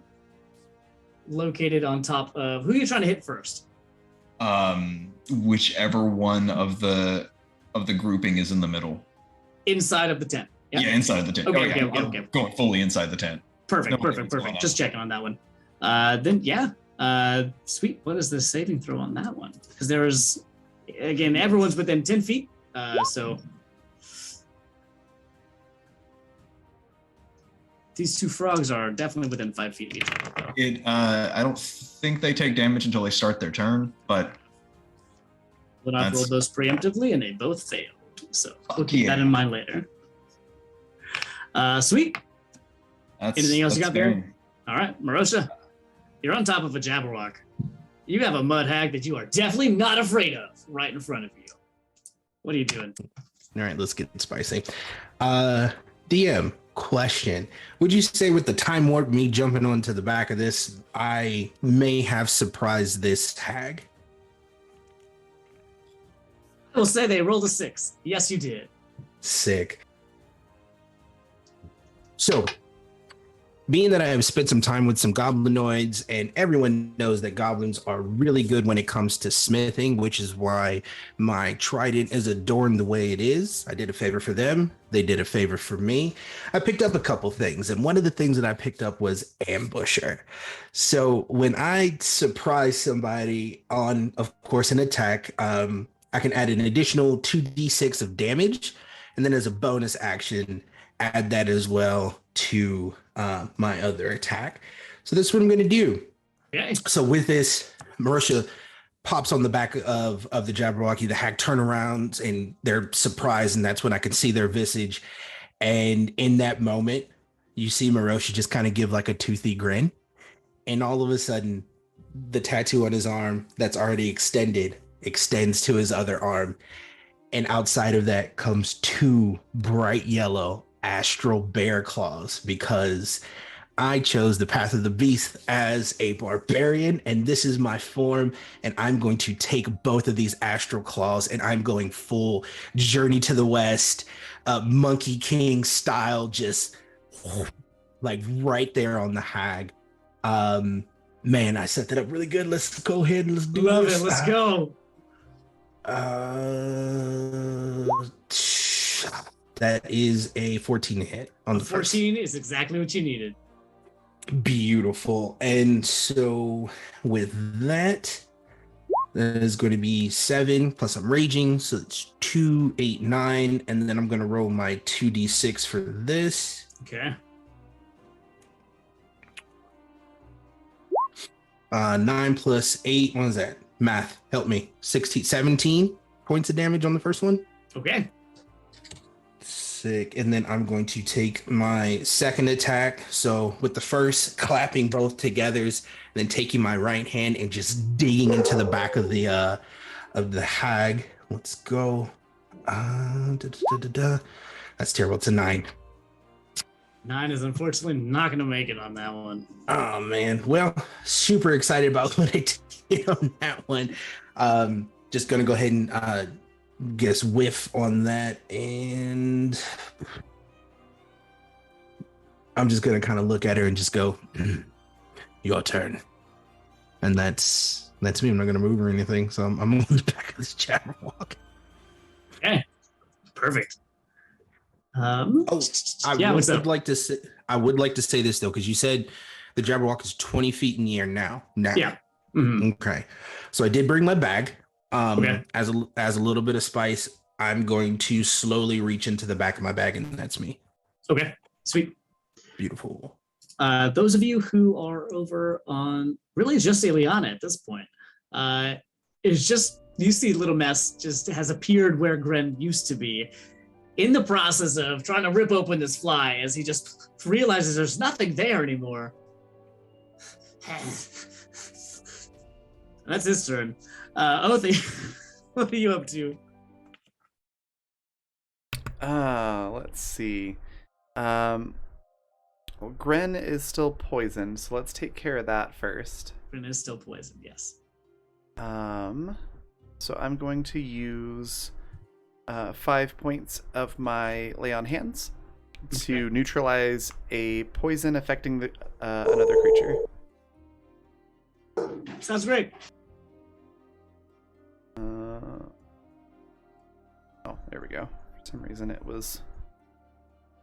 didn't reset during the long rest. There we go. Okay, so I'm going to do that as an action. And then I'm going to... let's see. There's the Jabberwock by the tent. The darkness in the tent. We couldn't see... Could we all see the hag? By now, pretty much, yeah. Okay. Marosha is the one that's absolutely right there, but now this hag is within roughly 30, 40 feet of all of you. Okay. I wasn't sure if she was, like, in the darkness or not. Not yet. Okay. So I guess if there's not a lot of enemies around, I'll start running towards the tent. Okay. The tent is still in darkness. You can definitely run that direction. Yeah, I kind of running towards the side that Ileana's on, and also towards the tent, to kind of get just outside the darkness if I can, and kind of try to figure out what to do from there. Okay. That's my turn. Sweet. Marosha, you're on the back of a Jabberwock, and you've told a hag it's your turn now. As she looks down at her claws that are caked in mud and looks up at you and goes, I know. And I need you to make a wisdom saving throw for me, please. Feel personally attacked. Okay. You are. That's a good thing, because it's true. 15. Okay, good.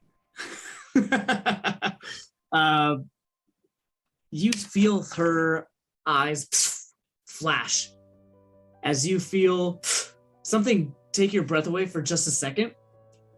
As you feel just, there was a quick second where your heart didn't beat. And then it did again. And you know that you were in a dangerous position just then. Shit. And she goes, stronger than you look. And Ben, what are you up to? If I could DM, I don't know. Yeah. Marosha, this hag's up there with you. Heart skips a beat for a minute, comes back, he looks at her, and she says that, and he goes, are you trying to flirt with me? Would it work? I'll take your heart either way. Not this time. And then I'm good. I love banter. So does she. Ben, What are you up to? Oh, goody. All right. What have we got on land now? On land now, we have a couple of different things. We have one fly that is uninjured. We have one frog that has taken some hits. We have 2 corrupted satyrs, and we have 1 corrupted goblin. That anybody that was not directly in the tent doesn't quite know where these have come from, but you do know who you were working with earlier. All right, and I take it the satyrs look like they're not coming back. They're gone. Yeah, it's not looking great. All right, so an unhurt fly, couple of satyrs. An unhurt fly, a hurt frog, 2 satyrs, and 1 goblin. All right. Well. Oh, options.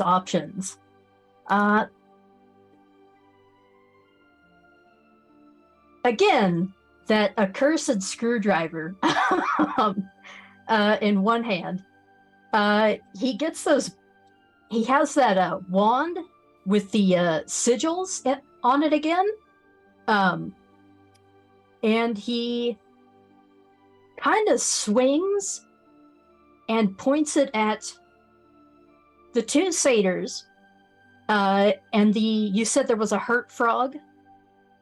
Or Yeah, hurt fly? one of them got hit a little bit last round. He points it at the 2 satyrs and the hurt frog, and then makes a swing with his hand, and 3 rays of fire fling out, and you're going to cast Scorching Ray. That'll be a 19 to hit.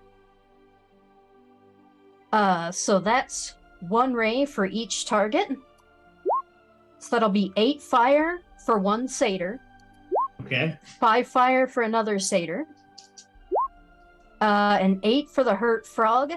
And on that 5, I'm going to use Arcane Firearm and add another D8 for a crit 8. That's a lot. Now, are these all separate, individual, different attacks? You can target all 3 beams onto 1 target, or you can do 1 beam, 3 Okay. targets, and then the Arcane Firearm add a D8 to 1 attack. Okay. Let's go ahead and roll to hit twice more, because you hit 1 of those, but because they're each individual things, we would roll it each 3 different attacks for each of those. Right then, so that's 19. But I love the First one. damage. We'll keep that.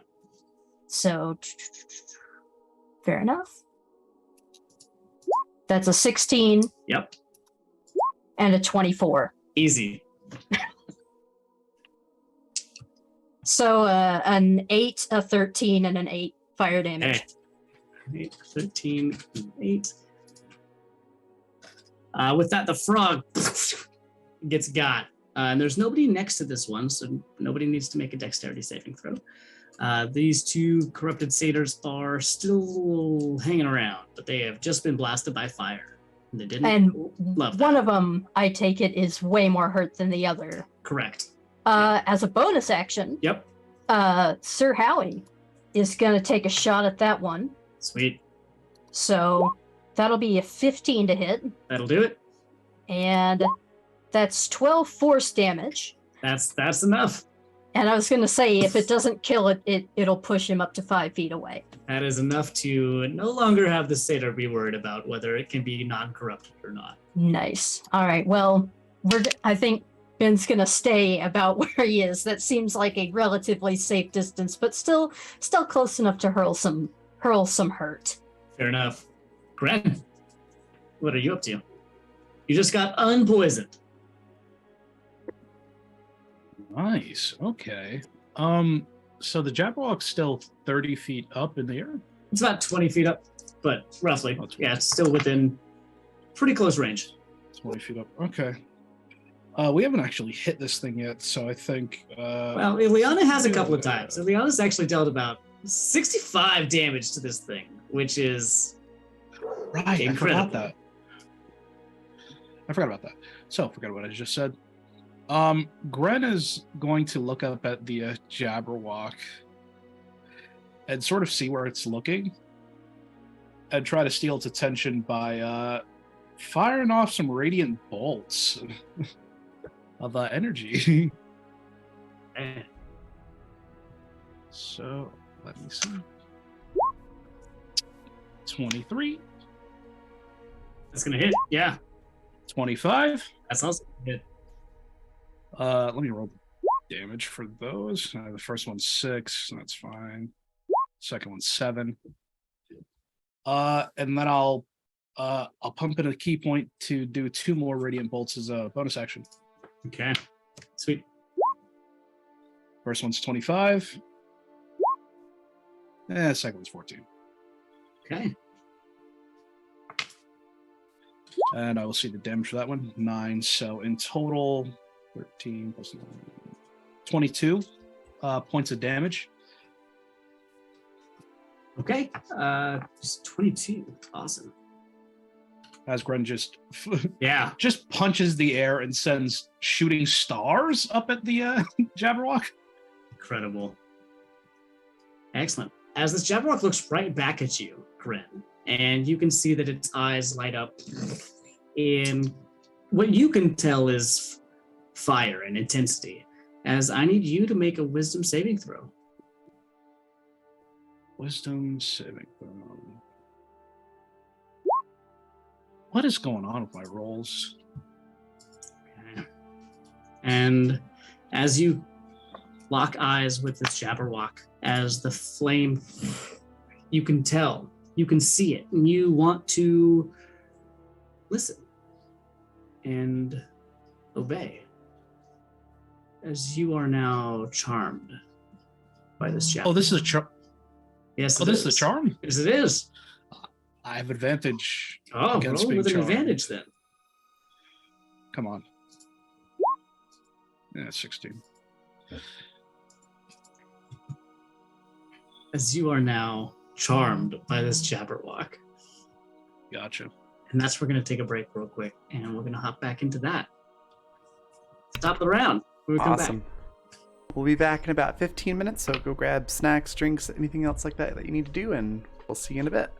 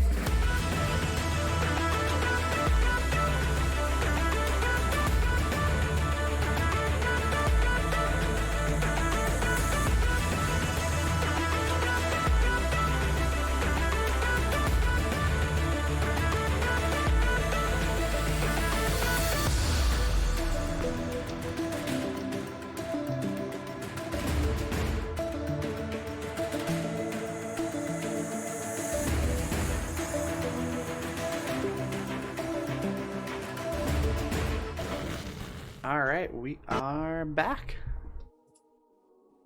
And back in the middle of a fight? An encounter.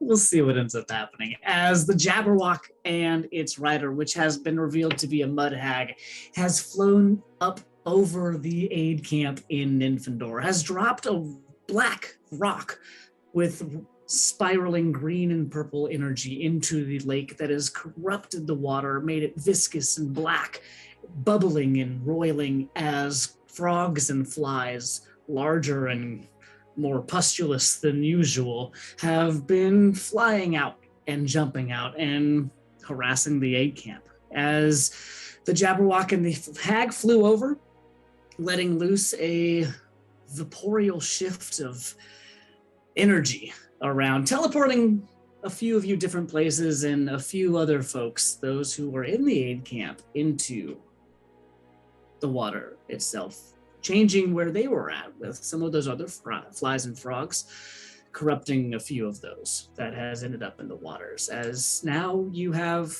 engaging with your camp a handful of flies, frogs, satyrs, and goblins, a Jabberwock, and a hag on top.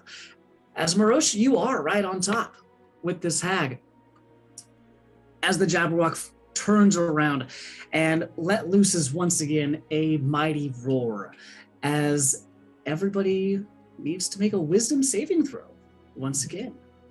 Now, I will say, I've been keeping count, we are still in the 5th round of combat right now. So Othi has made everybody immune to fright. You do not need to make this roll, but everybody else that are not you do. As next to you, Ileana, you see that little mess shrinks up into a ball, and his features start to fade away as he goes back to being a young centaur that is not ready for this fight. And that's Ember turns around and is right next to you two as he turns and sits down. And Ileana, you're now faced with these two young centaurs that are definitely afraid of this entire situation, that are realizing that their other person who's supposed to be here is not here. As over the hill, a third centaur, the other one that was with them, Lorraine, shows up also terrified of this scenario. As the Jabberwock turns around, yeah, what are you doing? Yeah, no, I'll look at the two of them and seeing them terrified. Go see if any of the injured need help. I can hold this here. Okay, we'll get back to that. Just a second. As the Jabberwock turns around and sees you, Marosha, as it's going to strike at you with its long neck, trying to bite you on the back, because that's a natural 1. I'm not going to use that one anymore. Saved. Yes. As the two claws also are going to try and just swing up and swat at you. And that's going to be a 23 to hit. Yeah, it hits. Yeah. Damn. And that's going to be 10 slashing damage for the first one. And you are going to need to make a strength saving throw, as this thing is going to try and grab you from its back. Nice. Oh, everyone does still have that +2 to AC. This is true. Yes. Still, you said it was 10. Here, it was yes, 10 damage. Yep. Okay. And then a strength saving throw is it's going to try and grab you.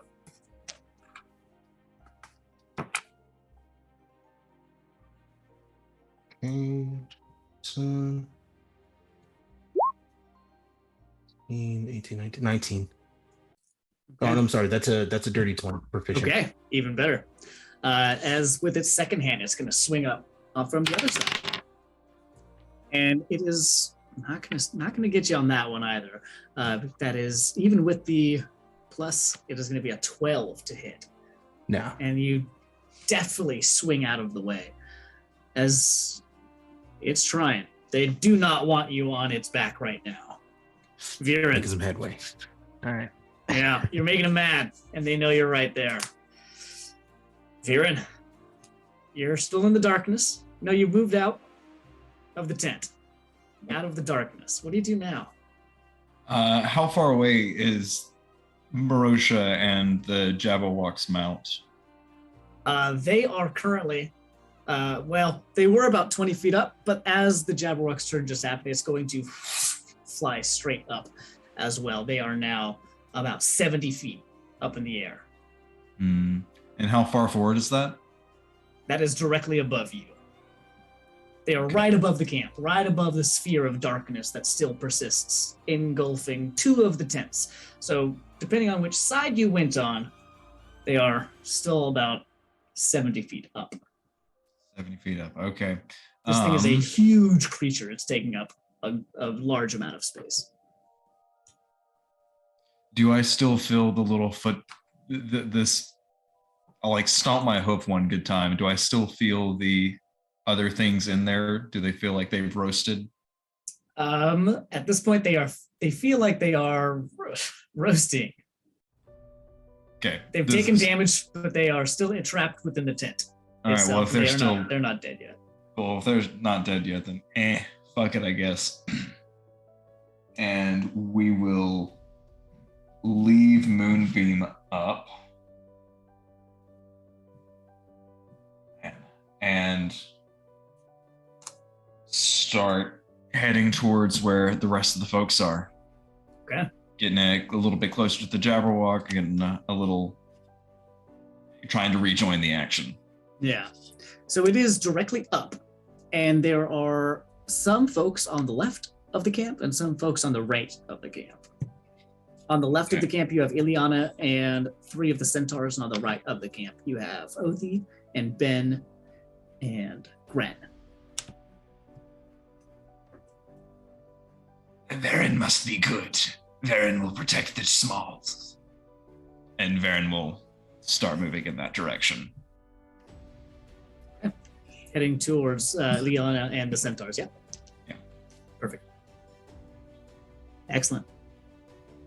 Marosha, you're on the back of a Jabberwock, face to face with a horrendous-looking hag that is caked in dried and dripping mud and muck, as she has just tried to kill you without even touching you. What do you do now? Well, that is a bit concerning, being that she can do that. So we're 70 feet above right now. You know what I want to do? I want to knock her off this Jabberwock. That's what I want to do. Yeah.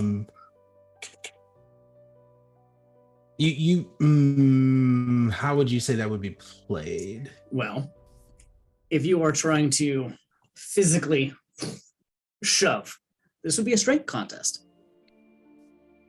I'm down. Okay. Make a strength check for me, please.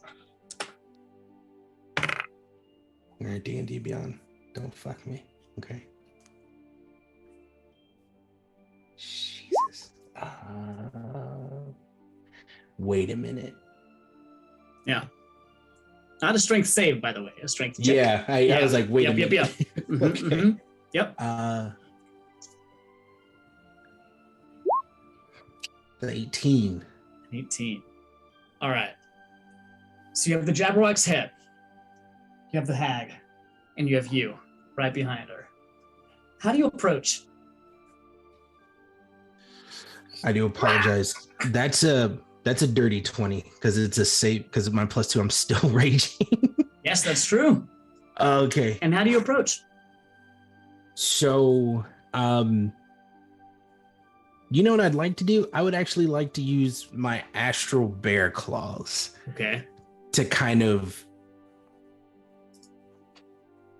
you know, kind of just like how you slide something across the table, but it's like a super like large, just swipe across on her facing me right side to kind of just off kilter and get her off this Jabberwock. Okay.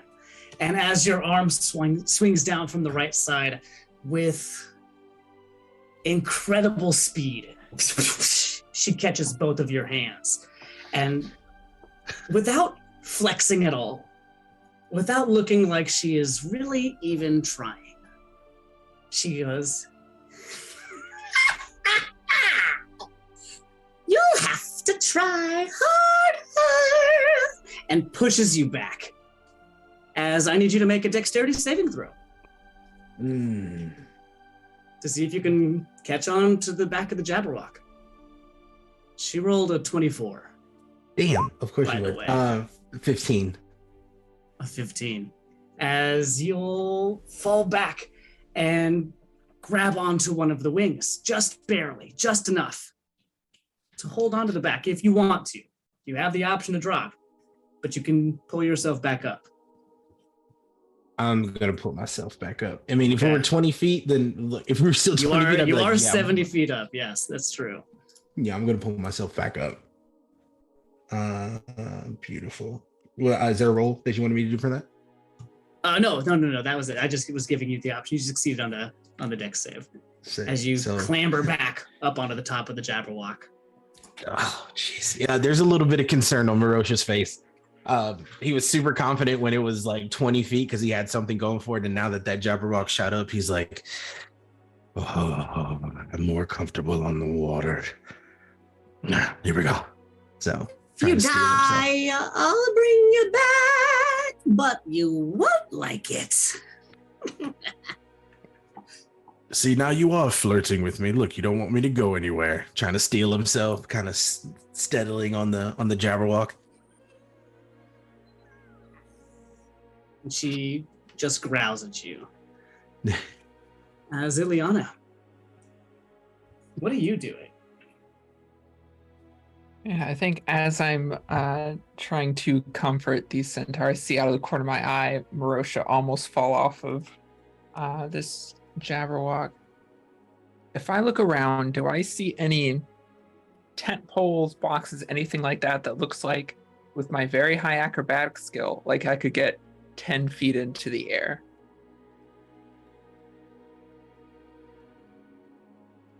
I mean, yeah, probably. There's definitely tent poles somewhere. You have thrown things before, and you have probably practiced throwing things at least 10 feet. I could say you definitely could do it. Well, I would like, what I'm trying to do is parkour off of something to get 10 feet higher. My psychic blades have a hard limit of 60 feet. So I'm trying to use my acrobatics to make up that 10 feet. It's not impossible. You could certainly try. I will absolutely try. Yeah, so I'll Okay. see that shit, and I'll run and You do still I'll have, get- Viren has created a large tent made of rock that is not going to that collapse. is true. And it still is right there. It's a little bit further behind, but you could still definitely use that to get up Absolutely. and to make a I'll- large leap. Yeah, I'll see Marosha almost fall. Shit. And I'll look at the centaurs. Go now. And I'll take off and run up the side of that tent and use the stone tent and use that momentum to kind of flip up. And I will, again, the black energy coalescing in my hand, whip a spike up at the hag. Am I attacking unseen? Go ahead and make an acrobatics check for me first. Okay. If I fail this, I will bolster it. Just putting that out there. Okay. All right. Good to know. 27. That's a good acrobatics check. As you do make it within range. Awesome. Am I attacking unseen? Do I have advantage because she's not expecting this? Let's find out. She, with her perception, because she is currently in an altercation at the moment, what is she perceiving? I'll roll that with disadvantage for her. That's going to be... Yeah. She does not see you coming. Okay. I was gonna say my passive stealth is 21. Yes. I don't know if that... Yeah, that is useful to know, actually. Yeah, she definitely does not see you coming. Cool. Yeah. So getting yeah. the off of this, I'll flip and using the momentum of my flip, whip my psychic spike up there at the hag. 23 to hit. 23 is going to hit. All Roll 20 is not giving me good rolls tonight. It's another 21 points of psychic damage. Okay, awesome. And I will kind of land gracefully and roll and bonus action hide behind Okay. whatever's around me. I'll dive into that stone tent if I need to. I'll just all one motion land, roll into a hiding spot. And, All right. stealth for that. As Am I- Marosha. Oh yeah. What's up? Am I in dim light wherever I ended up? Well, let's see. Gren, does your aura persist?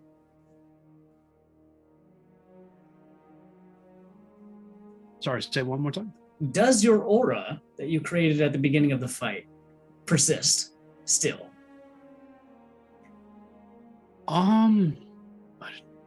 I believe so. It lasts a minute. I don't think a minute has passed yet. Okay. And it only goes down if I believe, yeah, it only goes down if I'm incapacitated or die. Excellent. That's really convenient, actually. Because, well, let me go ahead and verify really quickly.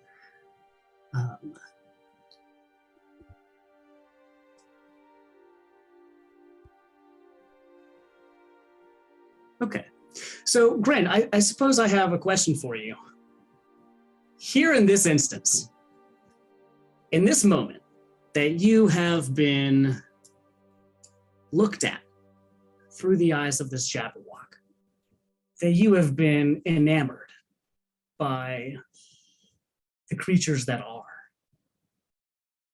and charmed by them, would you, at this moment, be granting the benefits to everybody?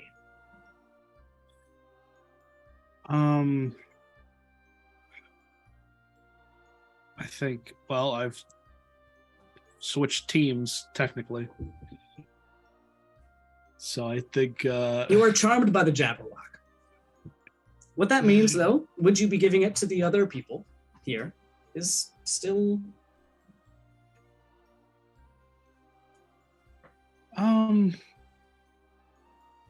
I think temporary hit points they have already still stands, but if they get hurt or injured, there's no more temporary hit points coming. Okay. Well, in the sense of, is this dim light? Yes, it is still dim light, but are you getting the benefits from the dim light? Not right this second, as opposed to the temporary hit points that you already have accumulated. Okay, well, without advantage, that is a natural 1 for 12. Okay. Not hidden very well. No, it's not. It's, it's definitely more than nothing. Yeah, plus 11, that's pretty cool. All right, awesome. Let's. Oh, I pressed the wrong button. Everyone vanished. As we go through, Othi, what are you up to? That's a great question. The Jabberwock's out of range. There's really nothing within my range to hit right now, right? Not particularly. There are a few, actually, in your zone, actually, there are 2 frogs and... Oh no, those are the 2 satyrs that are gone. There is 1 frog, I believe. Right, no, close to you. And on the other side, there's still the corrupt goblin and a... No, there's just those 2 on the other side. Yeah, the flies and the satyrs are gone. But there's on the other side of the darkness, closer to where Ileana is, there's the 1 goblin and the 1 fly that is left. All right, we'll go attack the goblin. Okay. So you can travel through the 30 feet of darkness and ultimately make your way through. You know kind of where you're headed. You see it on the other side, but you have to make a tangential line through the darkness. But you can make it over there. Absolutely. Okay. We're gonna smack it. Okay. Possibly.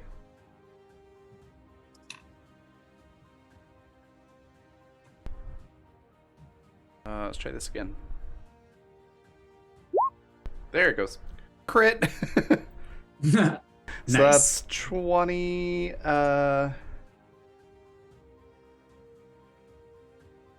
1d8 plus 4. So that's 18 damage. Okay. Yeah, as that one frog goes completely away. As I need you to make a dexterity saving throw.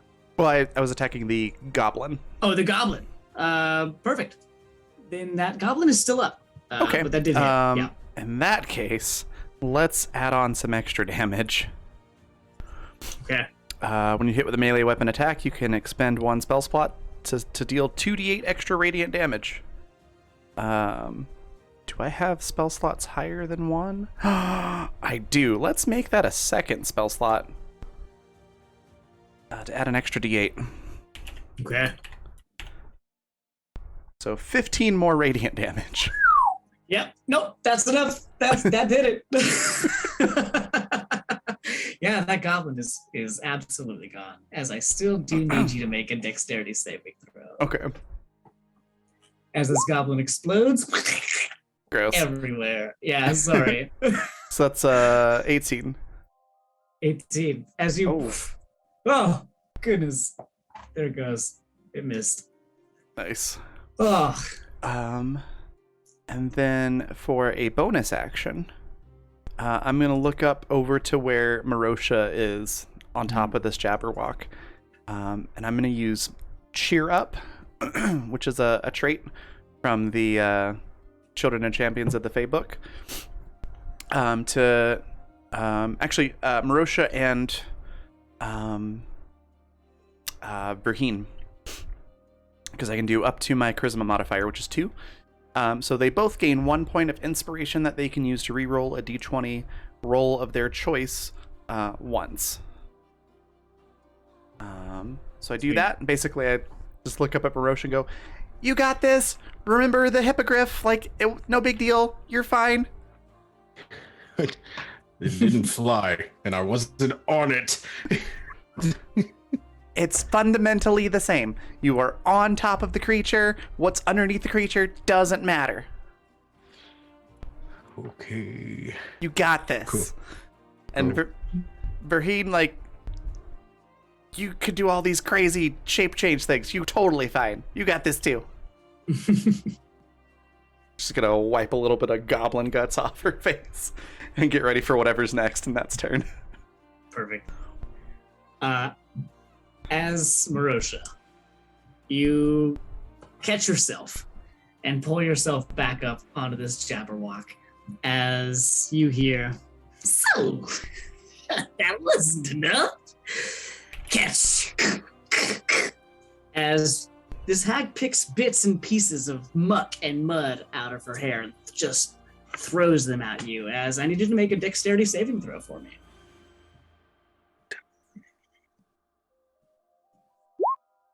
15. 15. Excellent. As these pieces of mud and dirt and muck sail past, and as the Jabberwock is shifting and floating in the air, you dodge all of them with that 15. As she... Good. I was hoping you'd stick around. And reaches out with her long claws at you. It's just Ileana, what are you up to? You've sent the centaurs away. Now what?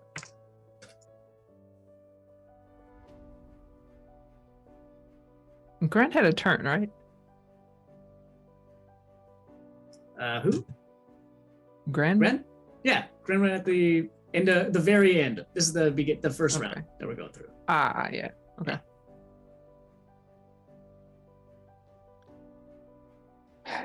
Okay. I still don't know that Gren has changed sides. So rinse and repeat, I guess. Looking up, the Jabberwock's still 70 feet up. It hasn't moved. Yeah. Nope. It just went up. Yeah, I don't. At this range, I don't have anything else to do. So I will.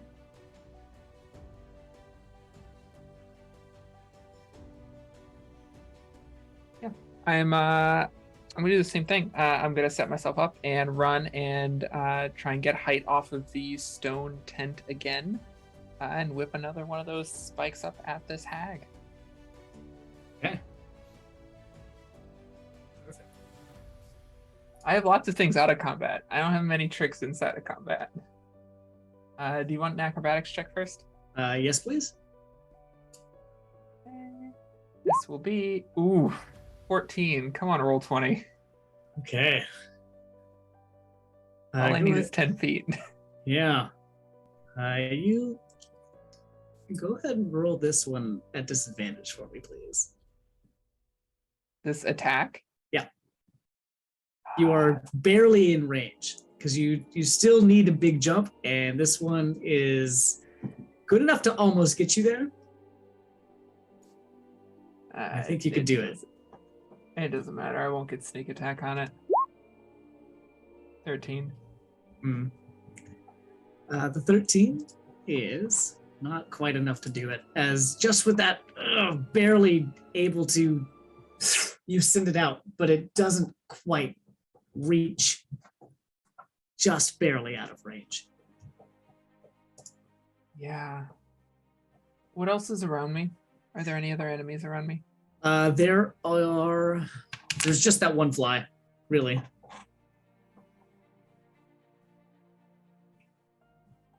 But there is still one more fly that is buzzing around.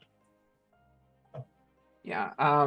I land kind of awkwardly and growl in frustration, and another black spike coalesces in my left hand, and I will, without even looking, just kind of chuck it at this fly. Okay, excellent. It'll be an 18 to hit. That is definitely going to hit. Roll 20. What are you doing to me? Oh no. As it's definitely going to make impact. And this fly is still buzzing around. It is pretty close to... Let's see. The centaurs have all moved away. But it is pretty close. I guess the closest thing it would be next to would be Othi. Okay. And speaking of, Othi, you're up. That was fast. Wait, is that true? No, the mughead went. That seems early. Yeah, sorry.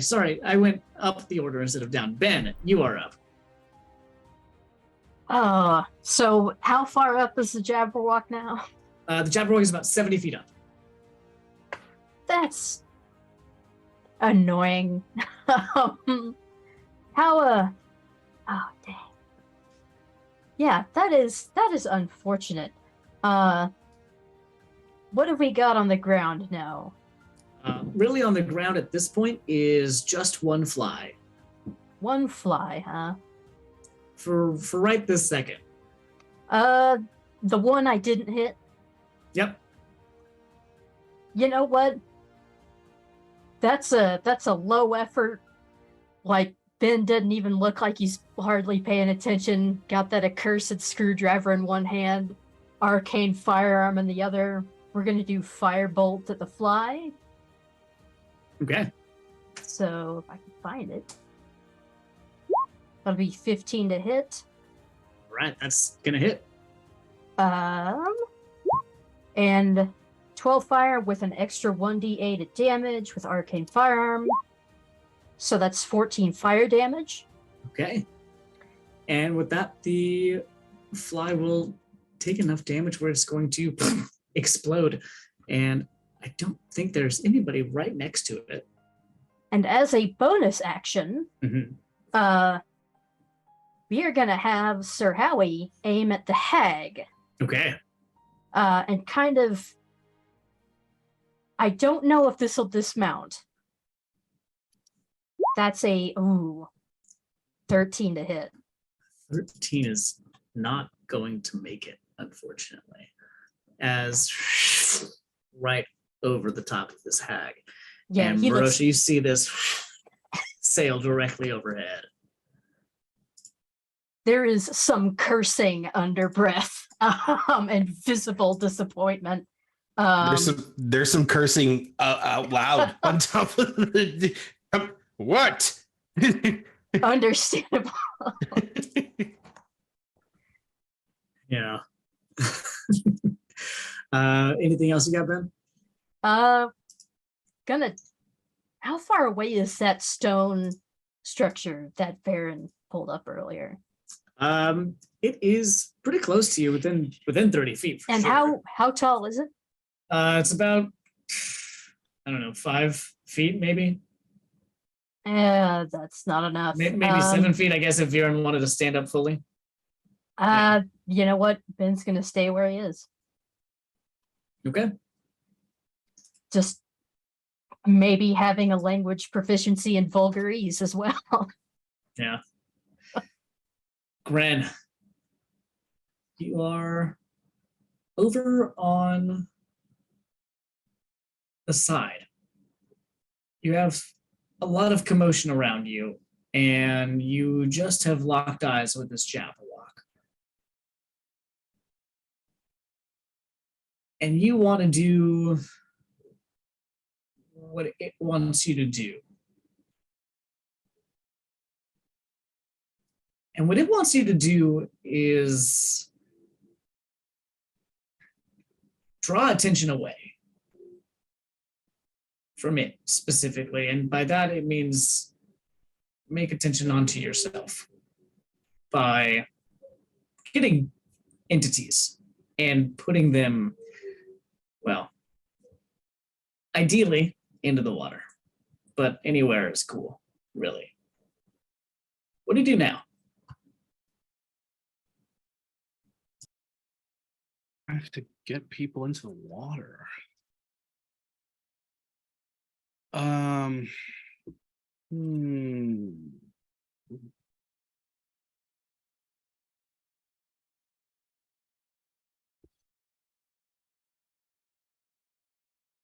Who's closest to me? Closest to you right now would probably be Ben. Ben? Yep. Oh boy. Okay.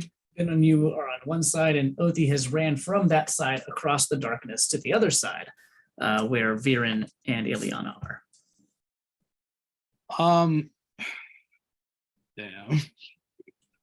Then I'm gonna approach Ben, and I'm gonna take 2 strikes. Okay. And as a reaction, I'm going to use shield. Okay. Yes. So shield gives you the +5 to that AC. Which that would make my AC a 23. Mhm. And let's see. Yeah, it keeps that AC until the beginning of my next round, I believe. Okay. That's true, it does. Okay, Grin, still go ahead and roll your attacks. See what ends up happening. Sure. Now I just start rolling poorly. This makes sense. Tragic. Yeah, truly tragic. I guess just bonus action as well. Whatever Grin would do. Whatever Gren would do. My objective is to drag people into the ocean. Well, into the water. I don't know, it's necessarily okay. I think I see things. My rolls have taken a turn now. Yeah, that's it for me. Yeah, as that first hit tries to hit, this wall of force comes up like a blue glow, just flashes for a second, and Ben just kind of goes, "Better luck next time." as all three of the attacks by Gret are deflected by the shield that you have. Which, what's your shield look like? It looked like just a flash, a curved flash of energy. Like the air was struck itself, and then went out of view. And then the other two hits just did not hit. So now, let me see, I have to read this again. Yeah, until the start of my next turn, I have an AC of 23. All right, excellent. As the Jabberwock is up, and it has been officially 1 minute of combat. As you hear the yell, the screech, the howl from the insides of this creature, as it emanates around you, taking over your entire senses, as this thing is big. And you've dealt some damage to it, but that noise gets in there. I need all of you to make a wisdom saving throw for me, please. Do I have to? Let's see. You do have to. Great. Love that. Yes, you do. Oof, that's a 10. It's a 10 for me. Is that the fourth or the fifth natural one I've rolled tonight? Oh. Because of Brave, I have advantage. Same. I'd really So that'll be a appreciate it. nat 20. Wonderful. Nice. I love that for you. Oh, is this fear? This is fear. Yes. This is Uh, pure, There you go. 19. unadulterated fear. I wish roll 20 would give me something higher than a 10. Almost every single one of you is feeling down to your very core. Marosha, Othi. Oh, as a Very- reminder, Marosha Yeah? and Verheen have a free reroll on a You d20 do? roll if they want to use You it. You can right now. Hey, by the way, you're about to be afraid as shit. All right, you know what? Screw it. Let's just go. Because Does a 19 make it? A 19 does make it, yes. Okay. Now, was it the 9 that you rolled or was the 19 that you rolled? I have advantage against fright. Wonderful. I love. Oh, perfect. Good. I also have brave. Yeah. Okay, excellent. you gotta be As- kidding me. Just count me out right now. Oh, okay. That's a 9. The other one was better. Does a 15 save? 15. Let's see. Does a 15? A 15 does not save. Oh, brutal. Okay. Oof. So, as this Jabberwock yells and fills the air and takes over, most of you have never felt this type of fear, at least not in a long time. As Marosha, Othi, you are taken aback. Ben, Fearin, you hold it together a little bit. You hold it together, but Ileana, not quite.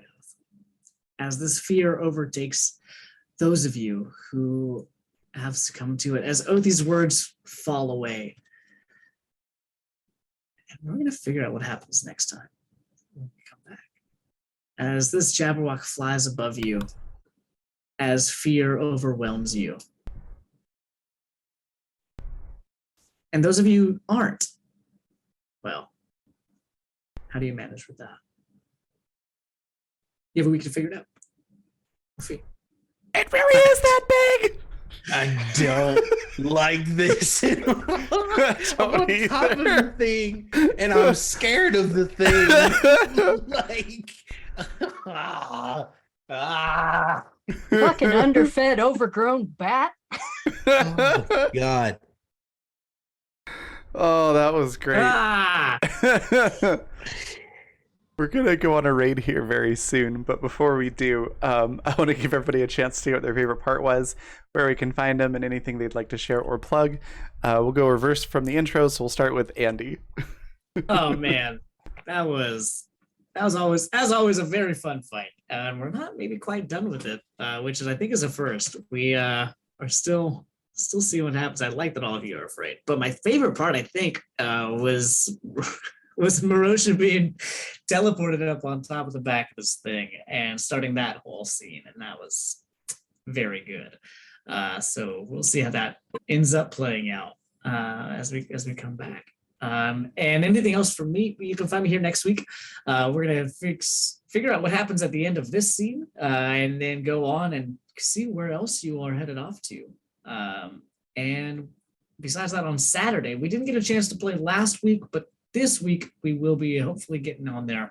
That'll be an Urban Shadows game over on Weave the Tale, playing in their new faux city of New Orleans. That is, right now we just went to a concert. We are looking for a swamp monster at the moment, so we'll see what ends up happening there. Some big beast is out there somewhere, and it's not mine. It's definitely not mine. That might happen later, though. We'll see. Besides that, yeah, it's Tuesdays here and Saturdays there. You'll find me on Twitter, Martinez Tweets, on Twitch, Martinez Streams, and that'll do it for me. Awesome. Zan, favorite part, where can folks find you? Anything you want to share or plug? Well, favorite part, I gotta say, is when Ileana won the poll from Twitter I posted yesterday of what would happen first. Would Marosha spin a yarn? Would Othi endorse self-care? I think that was it. Will Ben make a Jabberwock stew, or will Ileana go full parkour? And Ileana went full parkour, and I'm real jazzed about that. Really excited to see if I can make a successful poll like that for next session. But yeah, I'm Zan. I am a game dev and homebrew writer and voiceover actor and your resident therapeutic GM. You can find me in a few places doing a few things, but really cool what I'm doing at the moment is a podcast that I am in was nominated for the Audioverse Awards for Best New Podcast. It's The Gorgon Show. In particular, my episode is super great. Everybody's is awesome. But hey, why would you not want to hear about the Ozark Howler and how its name is Gregory, and what barbecue sauce goes well with human flesh? Because apparently I'm always on Team Cannibal. And I'm going to end on that note. Awesome. Par, what was your favorite part? Where can folks find you? Anything you want to share or plug? My favorite part is completely rogue bias. That's Nat 20 on the Jabberwock by Ileana to just chunk it by a large degree. Yeah, absolutely rogue bias when I say that's my favorite part. You can find me on Twitter at Mr. Par and at Par Professional. You can also find me here on this channel next week with this cast. Can't wait already. Nothing else I'm up to at the moment, really. And I think that's all I gotta say. All right. M, favorite part, where can folks find you? Anything you want to share or plug? First of all, it really is that big. And Marosha flirting with the mud hag. Just the audacity. I love it. Absolutely love the audacity that Marosha has. You can find me at Timberdoodles on Twitter. I'm a digital artist and I can play a lot. And yeah, I'll be here next week. I'm excited. Awesome. Speaking of Marosha, Ian, what was your favorite part? Where can folks find you? Anything you want to share or plug? Honestly, this whole time, I think my favorite part is my internal dread of trying to figure out what the hell am I going to do on the back of this Jabberwock. But definitely, like, Ileana just putting the brakes to it the most out of all of us, right? Just the acrobatics on it and just like how you're working. Then you're just like, okay, I'm going to hide. So it's just smart play, and I love it. I also like the attempt to flirt with the hag. If you can't punch it, then take it on a date. Something's gonna happen. So you guys can find me on Twitter at your boy. Actually, all socials at your boy Big, which is YABOIBIG. And of course, I will be here on Tuesdays with this lovely cast. But on Wednesdays, I'll be on Magic RPG's channel for the Icewind Dale campaign. Playing the Bard Kamara. And then, of course, just follow me on Twitter because I hotspot and guest star on other streams and stuff. So if you want to know where I'm at, that's the best place to do it. And if you just like looking at my face like I do, hit me up on Instagram. So awesome. And then Anna, favorite part, where can folks find you? Anything you want to share or plug? Yeah, favorite part I think was watching Marosha's confidence just shrivel when the hag caught his shove attempt. His slash just caught it like it was nothing. Just watching that confidence shrivel was amazing. Sorry. But it no, because also like confidence, like as Ian, I went, yeah. Yes, please tell me more about how you engaged. Just a little. I'm not even gonna say a little piece. A huge piece of me went like, oh. So sorry. Hey, thanks. Yeah, but I'm Anna, aka Archival Dust Bunny most places on the internet. I'm a queer and trans advocate, museum worker, TTRPG streamer, and podcaster. If any of that sounds interesting, you find me on Twitter at Archival Dust Bunny.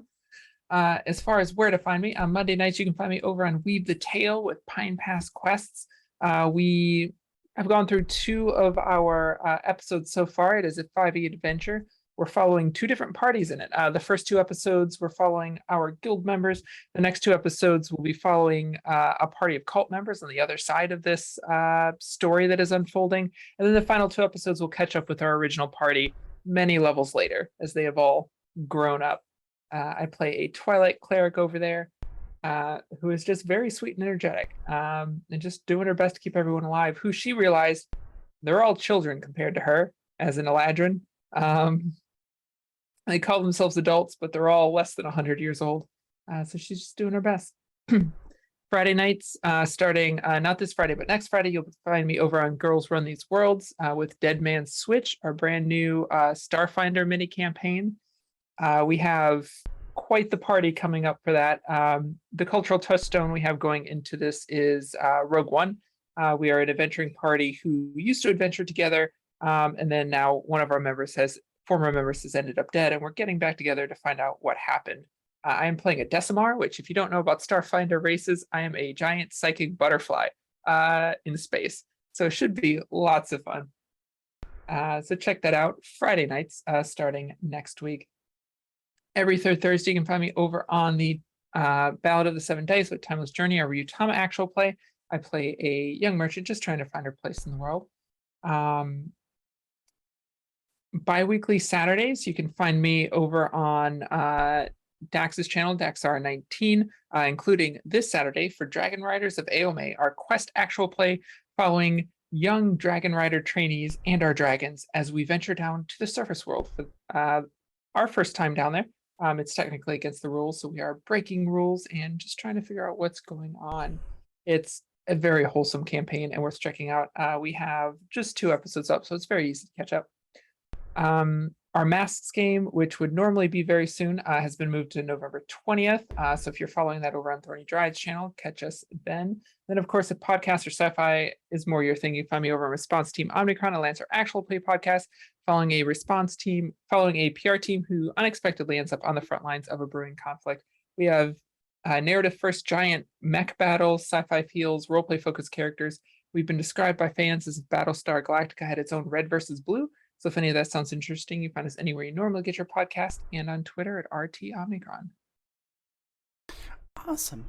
Excuse me. That just leaves me. My favorite part, the whole thing was really good. All of the hag stuff was really ominous. And yes, confidence shattering. It's kind of fun being thrown into a fight that's this difficult right off the bat. But yeah, everybody's reactions to everything was really great. I just enjoyed the whole thing. I also like the fact that most of the stuff that I did this session was from the Children and Champions of the Fae traits that that I didn't realize I had before today, and I quickly scribbled down what I was gonna do. So that part was fun too. You can find me next on possibly this Saturday.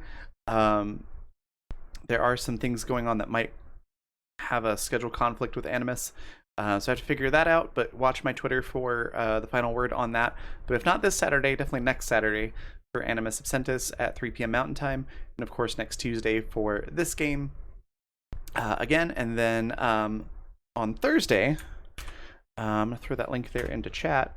I am running a private game, which is a sort of surreal horror D&D game, where the party is adventuring through the circles of hell, enters the next one, and finds themselves in a modern day grocery store where the entrance has disappeared.